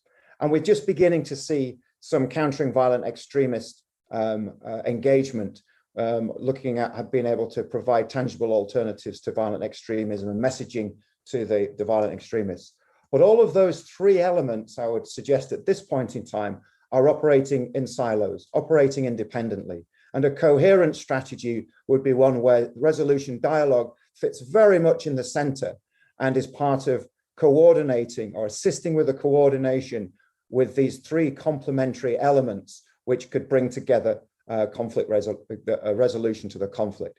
So it really is about having a coordinated, coherent response, which has a security, development, and countering violent extremist component, which is pulled together through resolution dialogue. And I'll just share the last slide here. This is why CDD has engaged and proposing to conduct a number of activities and events throughout this year, which will look at community engagement sessions. There will be a number of stakeholder consultations with each stakeholder to the conflict at multiple levels, as Adriano pointed out, both at the national level and provincial level. And we want to pull together the various stakeholders to dialogue conferences in Pemba, beginning in July, but going through the rest of the year in order to develop solutions, collectively develop solutions, potential solutions to the conflict going forward. So hopefully, Professor, that's answered your few questions. Handing back to you. Thank you. Richard, thank you. Thank you very much, Richard Rents, for outlining how we view the resolution dialogue. And you have given an answer to a key question.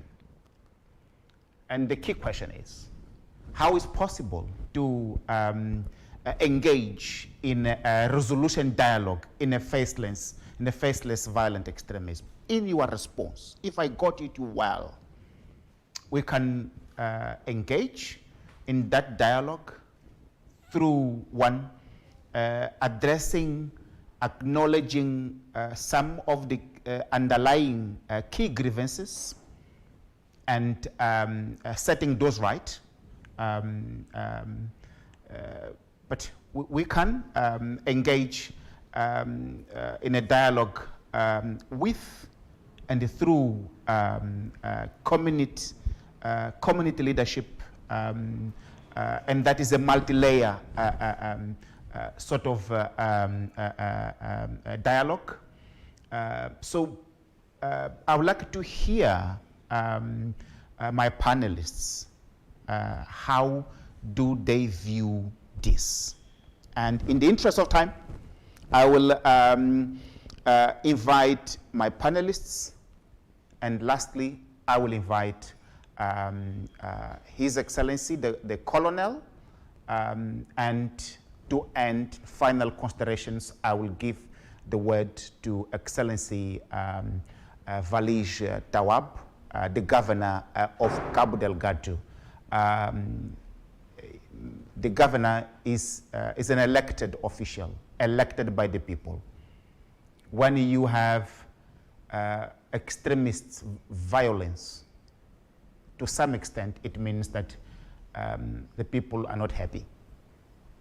How do we get communities and the young people happy in order to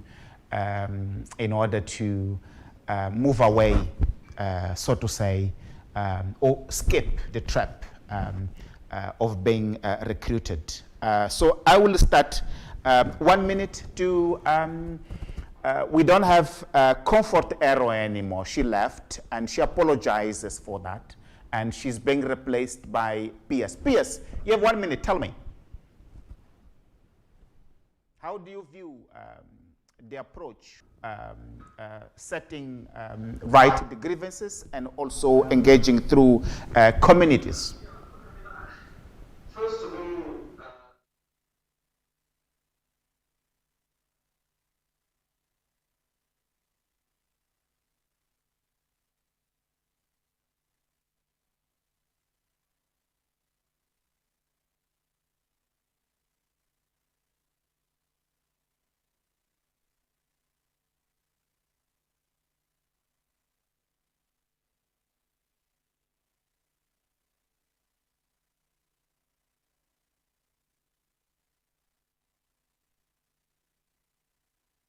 I mean, I can see a lot of people already throwing cold water on these statistics, and I think that's part of a broader challenge for the state in terms of its communication strategy, and you know, that's a work in progress. But I do think that one needs to look at a scaffolding exercise, which is about accessing feeder communities, communities that are tied to the insurgents in terms of familial clan relation, those kinds of relationships. Because ultimately what you're trying to do is wean off an element for them to shift their sort of cost-benefit analysis of remaining inside the tent of the insurgency, and excuse me, Richard, for using the term.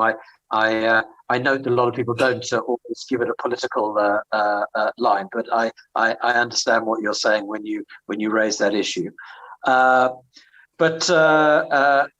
You know, so I think that, Adriano, that the critical thing is, again, it's research-based as well, but it's about being able to wean off key support elements to provide opportunities and safe channels for exiting, of which that doesn't appear to be the case at the moment. The government has spoken about amnesty, has spoken about dialogue, but has put nothing concrete on the table with respect to how, if I was one of the Mashabobos sitting in a camp somewhere, how would I know what to do and where to go?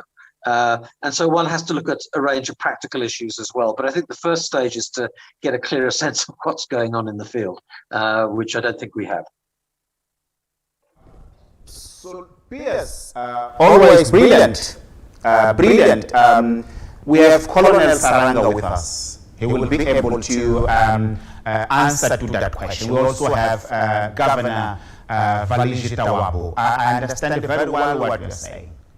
We need exit strategies for those who, and we believe that most of the young people, they were forced into that situation. So how they can exit in safety and be accepted in the communities as a way of paving that dialogue. Thank you. Listen.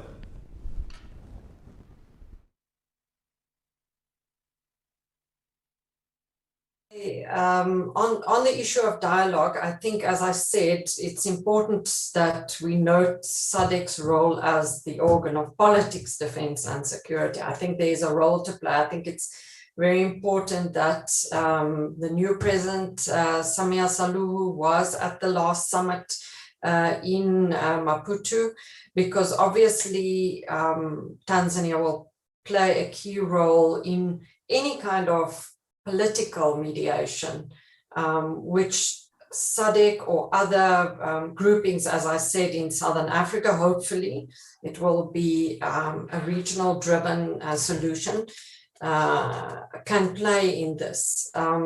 As Professor Thomas Hausen said, Tanzania had indicated they won't deploy troops but support a SADC intervention.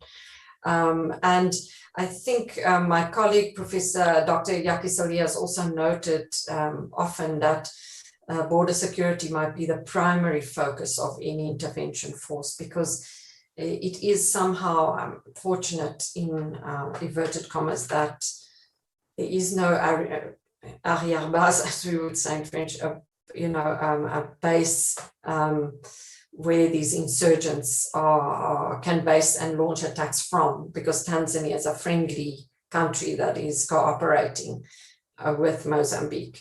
I just want to very quickly answer Professor Thomas Hausen, because we've had this discussion. Pierce will know we've had many toing and froing about this SADC protocol, and I do welcome that, because I myself am a stickler for small details. People get very upset when I say no, a double troika of the organ, and the SADC troika is not an extraordinary summit. We need to get things right, and there is a lot of disinformation going on. I actually, Professor, was just checking today with the AU Peace and Security Council, because as the ambassador in Addis was letting me know, that according to these the SADC protocols, the SADC Secretariat has to write to the AU Peace and Security Council and the UN Security Council to inform them of any deployment, which, as you've noted, the decision has been made, but the deployment has not yet happened. But having said all that, I think there's no agenda or even an inkling of an idea that anyone is pushing for an intervention in Mozambique, where Mozambique is not on board and driving it. And there has been one instance, from what I know in the history of the African Union at least, where there was an attempt to intervene against a hostile state. That was in Burundi in 2015, and Article 4H of the AU Constitutive Act was used. It didn't fly. In the end, this Maprobu intervention didn't happen. So beyond, and I take your point, and I think it's very important that we relook our statements, at least from the Institute for Security Studies.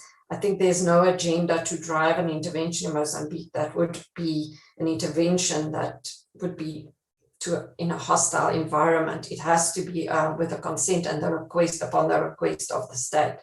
But so overall, my sense is that at the SADC summit, the first SADC Troika summit in April, there was a big discussion, there have been discussions, and the decision to deploy a SADC standby force was based on consensus. Mozambique is chairing SADC, and it was part and parcel chairing that resolution. But yes, it's a work in progress. And maybe just to end off, Professor Nuvunga, if I can say, we are also hosting another discussion on Thursday of the 1st of July, tomorrow at 3 o'clock, a public webinar the ISS is hosting on looking at these issues and the decision by SADC. You can find the details on our website, and we'll continue the discussion, Professor. Thanks. For the partnership, for the work that you are doing. Very important to keep pushing for a solid regional support in Mozambique. That's really important. Great respect for the work that you are doing. Jacob Osman, you heard Delphine from Total speaking. You have 2 minutes.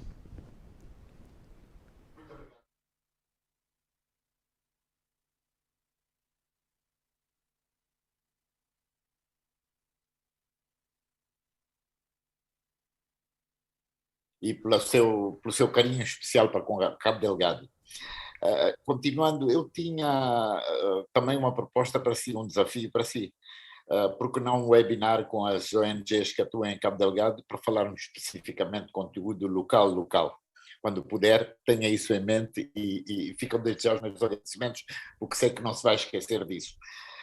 Tinha algumas questões, a senhora representante da Total, eu ouvi a grande capacidade humanitária da Total em publicitar os atos humanitários que pratica em Cabo Delgado, pelas quais vão as minhas congratulações. E tinha algumas perguntas.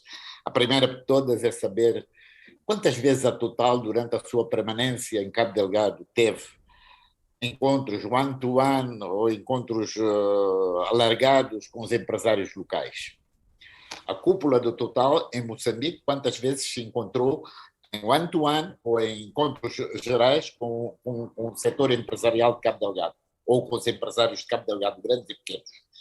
A segunda questão, eu gostaria de saber, durante a sua permanência em Afungi, minha senhora, quem fez a empresa, quem fez o catering para a empresa do Total? Foi uma empresa moçambicana ou uma empresa de fora? E se foi a de fora, gostaria de saber porquê, e se não foi a moçambicana, também gostaria de saber porquê. Um grande abraço para todos, muito obrigado por estes 2 minutos, eu passo os minutos a quem mais precisa de mim. Para mim vai o abraço a todos e muito obrigado pela vossa atenção. Foi uma honra. Muito obrigado, meu caro amigo, muito obrigado. Desafio aceito esse, vamos continuar. Desafio aceito, vamos continuar. Temos que melhorar as condições em Cabo Delgado para termos uma governação inclusiva da exploração dos recursos naturais que propicie às comunidades desenvolverem-se, participarem com transparência. Os empresariados vários de Cabo Delgado participarem no processo com transparência, com desenvolvimento, com responsabilização também. O empresariado nacional participar e Moçambique ter as receitas bastante importantes e urgentes para desenvolvermos Moçambique e reduzirmos as tensões que podem gerar e continuar conflitos. Delphine, do you want to say something? Not necessarily responding to Osman. This is an open discussion. You don't need to direct your questions to this other person. But do you want to use 1 minute for final reflections?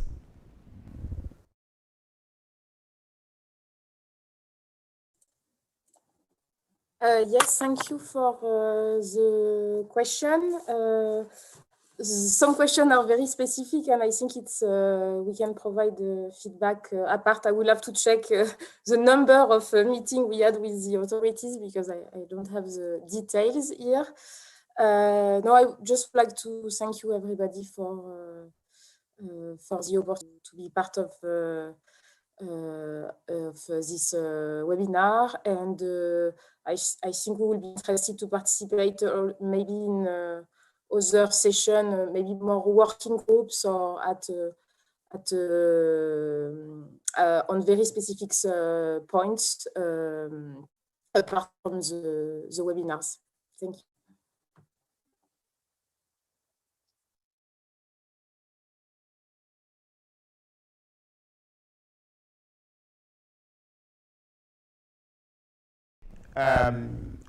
Of all this as we move forward. Thanks,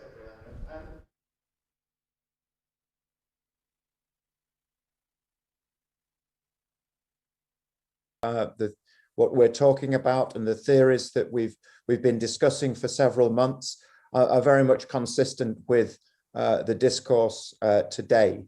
But I think I bring it back to my last point, is that where we see a need for improved security, and that may have a military, or will have a military component to it, as much as more community level efforts, and where we see a need for development, and whether that to improve socioeconomic conditions, to improve opportunities, particularly for the youth, and finally, where we see a need to counter violent extremism. All of these three strands are very much part of the solution. The question is, they need to be coherent. Can they be coherent? Can we use dialogue in order to pull together a coherent strategy to deliver resolution using these major components? And I think that is what's missing at this point in time. And I know that that's what CDD is attempting to play a major role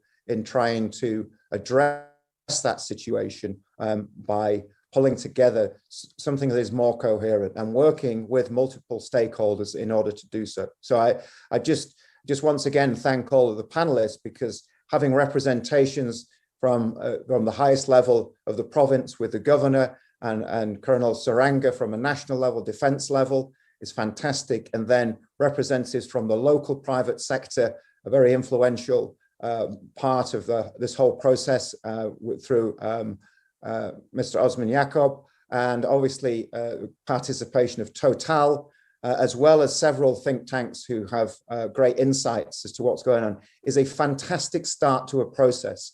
And I think that CDD and yourself, Adriano, should be congratulated on pulling this together, because it really does help to launch a process that we look forward to engaging in great detail over the coming months. So I think it's off to a good start. Thank you very much. We have reached to the final considerations. I would like to invite Julia Wachave, my good friend. 1 minute. Luvunga, e mais uma vez dizer que nós, aqui em Cabo Delgado, organizações lideradas por mulheres, organizações feministas, nós apelamos muito mesmo que haja um maior incômodo da sociedade civil, assim como psicossocial às vítimas. Também a questão da sustentabilidade econômica das deslocadas internas, assim como de pessoas vulneráveis de baixa renda, e a questão também de temos uma grande necessidade aqui na província para uma criação do centro de atendimento integrado.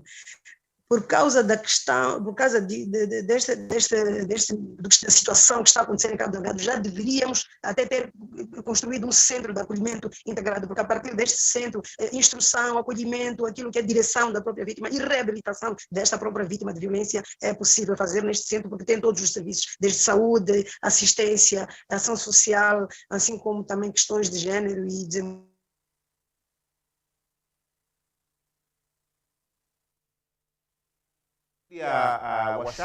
Maior trabalho em colaboração com o governo também. Obrigado. Muito obrigado, Julia Wachave.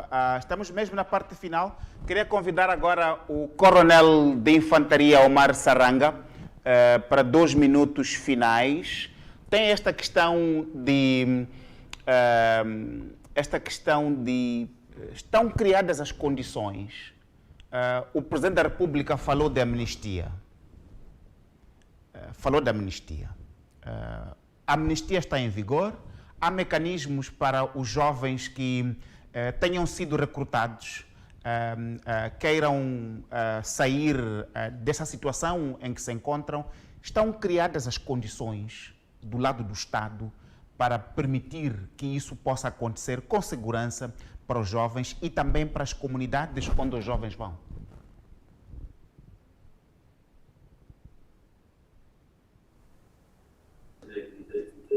Bom, não percebi as últimas palavras que o Dr. Adriano disse, mas eu vou tentar ser breve. Em primeiro lugar, queria agradecer o fato de nos convidar e participarmos nestes webinars, porque, em princípio, eles mostram o quão o Ministério da Defesa é um ator realmente importante. O diálogo, como foi bem dito pelos painelistas que aqui estiveram presentes, é realmente importante, mas é preciso ter em conta que o que está a acontecer em Cabo Delgado, a situação do terrorismo, há quem diga que o terrorismo é barato, mas combatê-lo é muito caro. A construção leva décadas, enquanto a destruição leva segundos. A promoção da desordem é um objetivo legítimo dos terroristas. Isso facilita a eles destruir a nossa economia, criarem formas de pôr o nosso povo descontente contra o seu governo e serve para uma questão de minar a confiança das nossas autoridades. A fluidez destes terroristas deve-se ao fato de não possuírem, primeiro, responsabilidade e nem instalação permanente, diferentemente de nós, como forças regulares que têm a obrigação de defender este povo e as suas infraestruturas. Os terroristas não têm responsabilidade, são livres até de usar diversas artimanhas, se necessário, até podem mentir, bem como exagerar nos fatos. Eles não estão obrigados a provar. O seu juízo é feito pelo que prometem e não pelo que fazem. Consequentemente, tem como arma, principalmente, a propaganda. Diferentemente de nós, as Forças Armadas de Defesa de Moçambique, não podemos optar pela mesma modalidade de ação, por estarmos atados às responsabilidades constitucionais e, para elas, fatos falam mais do que palavras, pois a experiência mostra que as nossas forças são julgadas pelo que fazem e não pelo que dizem. Como foi bem referido aqui pelo Osman, uma personalidade amiga que conheço há bastante tempo, nós necessitamos realmente de uma paz sólida. Só que a paz sólida e segurança, ela deve ser construída de uma forma multifacetada. A sociedade civil deve jogar o seu papel, os religiosos também devem jogar o seu papel. Nós, como governo, temos que jogar o nosso papel, o que significa que, bom, todos nós, como uma comunidade, como país, temos obrigações, principalmente, para olhar aquilo que se passa em Cabo Delgado. E cada vertente, portanto, vai trazer uma solução que, em princípio, vai concorrer para o objetivo de trazer paz, estabilidade e segurança para este país. O nosso chefe de Estado, Sua Excelência, o Presidente da República, já referiu-se várias vezes. Os terroristas que, em princípio, se encontram coagidos de permanecer nas hordas terroristas, têm oportunidades, portanto, para se reintegrar na sua família moçambicana. E foram referidas as formas como é que isso pode acontecer. O primeiro local, portanto, para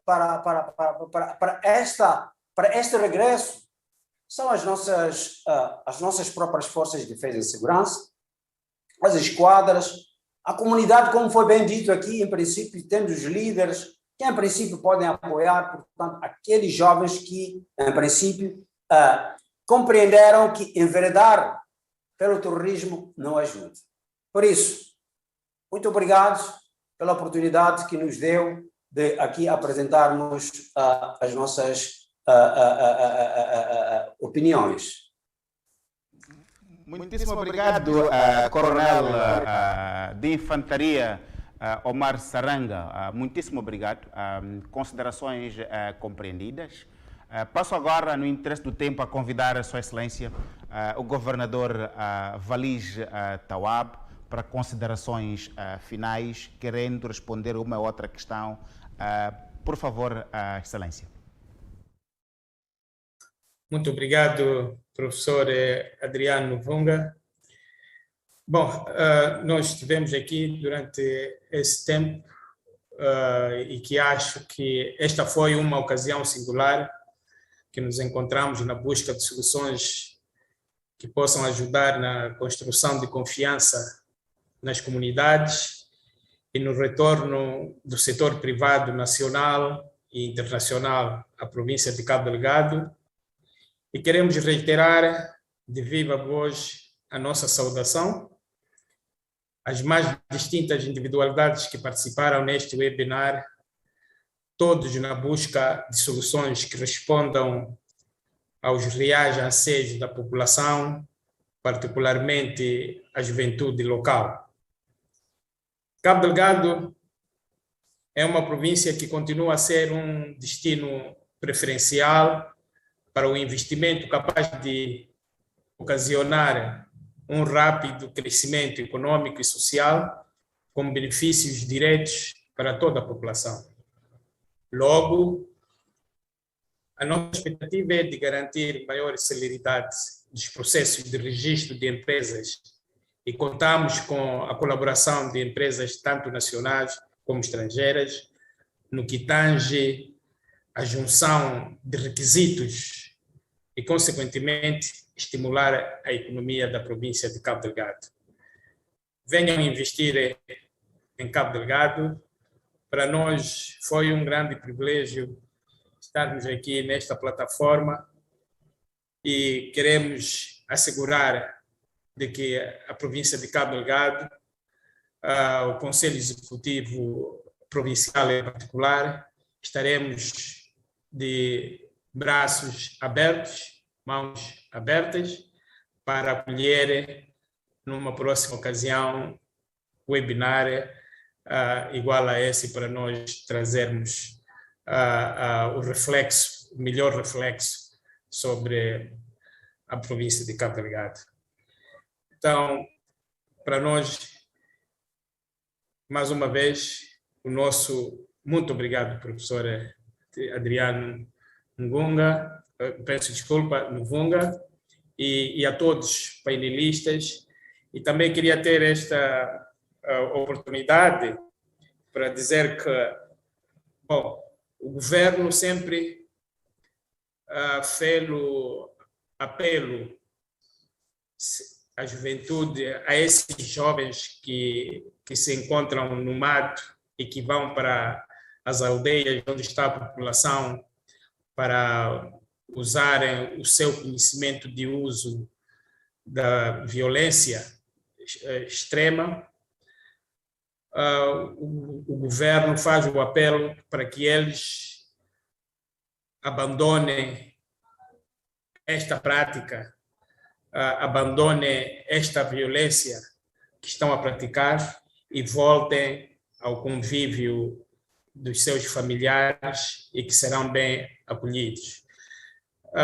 Isso é referido em todo momento e o governo, quando assim faz esse apelo, cumpre na íntegra, desde que estes jovens sigam, portanto, todo aquele perfil criado para que eles venham se juntar às famílias nas aldeias e, obviamente, que quando vão para as aldeias e uma vez reconhecido que esses são os que criavam o pânico, que matavam as pessoas, então há um procedimento próprio que deve ser seguido antes de eles irem à aldeia só por ir, porque o governo fez o apelo. É preciso que eles se entreguem diretamente às entidades legais para poderem ser aconselhados e criarem-se condições também para que eles, portanto, não sejam violentados nas aldeias onde possam pretender regressar. Então, não é apenas o regresso em si. Há um perfil próprio que deve ser seguido e isso já aconteceu em várias ocasiões e os cidadãos são reintegrados aqui no nosso país. Então, daí que não há problemas nenhuns se eles tiverem que aceitar entregar-se e desde que também, portanto, obedeçam esses princípios que eu me referi, que é preciso, quando voltam, voltem também com as suas armas e entreguem as armas ou todos aqueles instrumentos contundentes, portanto, a entrega às entidades legais e estarão em condições para poder reativarem a vida deles junto das suas famílias. E muito obrigado mais uma vez. Muito obrigado. Muitíssimo obrigado a Sua Excelência, Sr. Governador da província de Cabo Delgado, pelo trabalho para devolver o setor privado, para fazer investimento, para dar condições dignas aos deslocados. Mais uma vez, muito obrigado. Este foi o primeiro de uma série de discussões, como dissemos, em Maputo, em Cabo Delgado e uma parte da Tanzânia, multiator, para promover diálogo como meio para resolvermos a questão do conflito em Cabo Delgado. assegurar o retorno dos IDPs para as suas zonas de origem e encorajar uma governação do setor extrativo com enfoque para o setor de hidrocarbonetos, que seja inclusivo ao empresariado, às comunidades locais, com particular destaque para a juventude, e dessa maneira promovermos um desenvolvimento inclusivo e que seja no quadro de uma prosperidade partilhada. A todos que participaram deste webinar, a começar por Sua Excelência o Governador da Província de Cabo Delgado, Valis Tawab, o Coronel de Infantaria Omar Saranga, o Ministro da Defesa Nacional, Dr. Jaime Neto, pelo seu envolvimento desde o primeiro momento em que o CDD embarcou nesta iniciativa, em finais de ano passado, aos meus painelistas, a Lissel Vandrum, do Instituto de Estudos Sociais, a Comfort Enro, do ICJ, a Júlia Wachav, de Cabo Delgado, a Delfin da Total, o meu amigo Jakub Osman, e ao meu grande amigo e colega, nosso expert Richard Rans, e a todos os que participaram nas questões. Algumas das questões vamos responder diretamente, vamos distribuir a gravação deste webinar e vamos circular outros materiais deste webinar. A minha equipa do CDD TV, todos os colegas que fizeram este evento uma realidade, muito obrigado, estamos juntos e até a próxima oportunidade. Obrigado.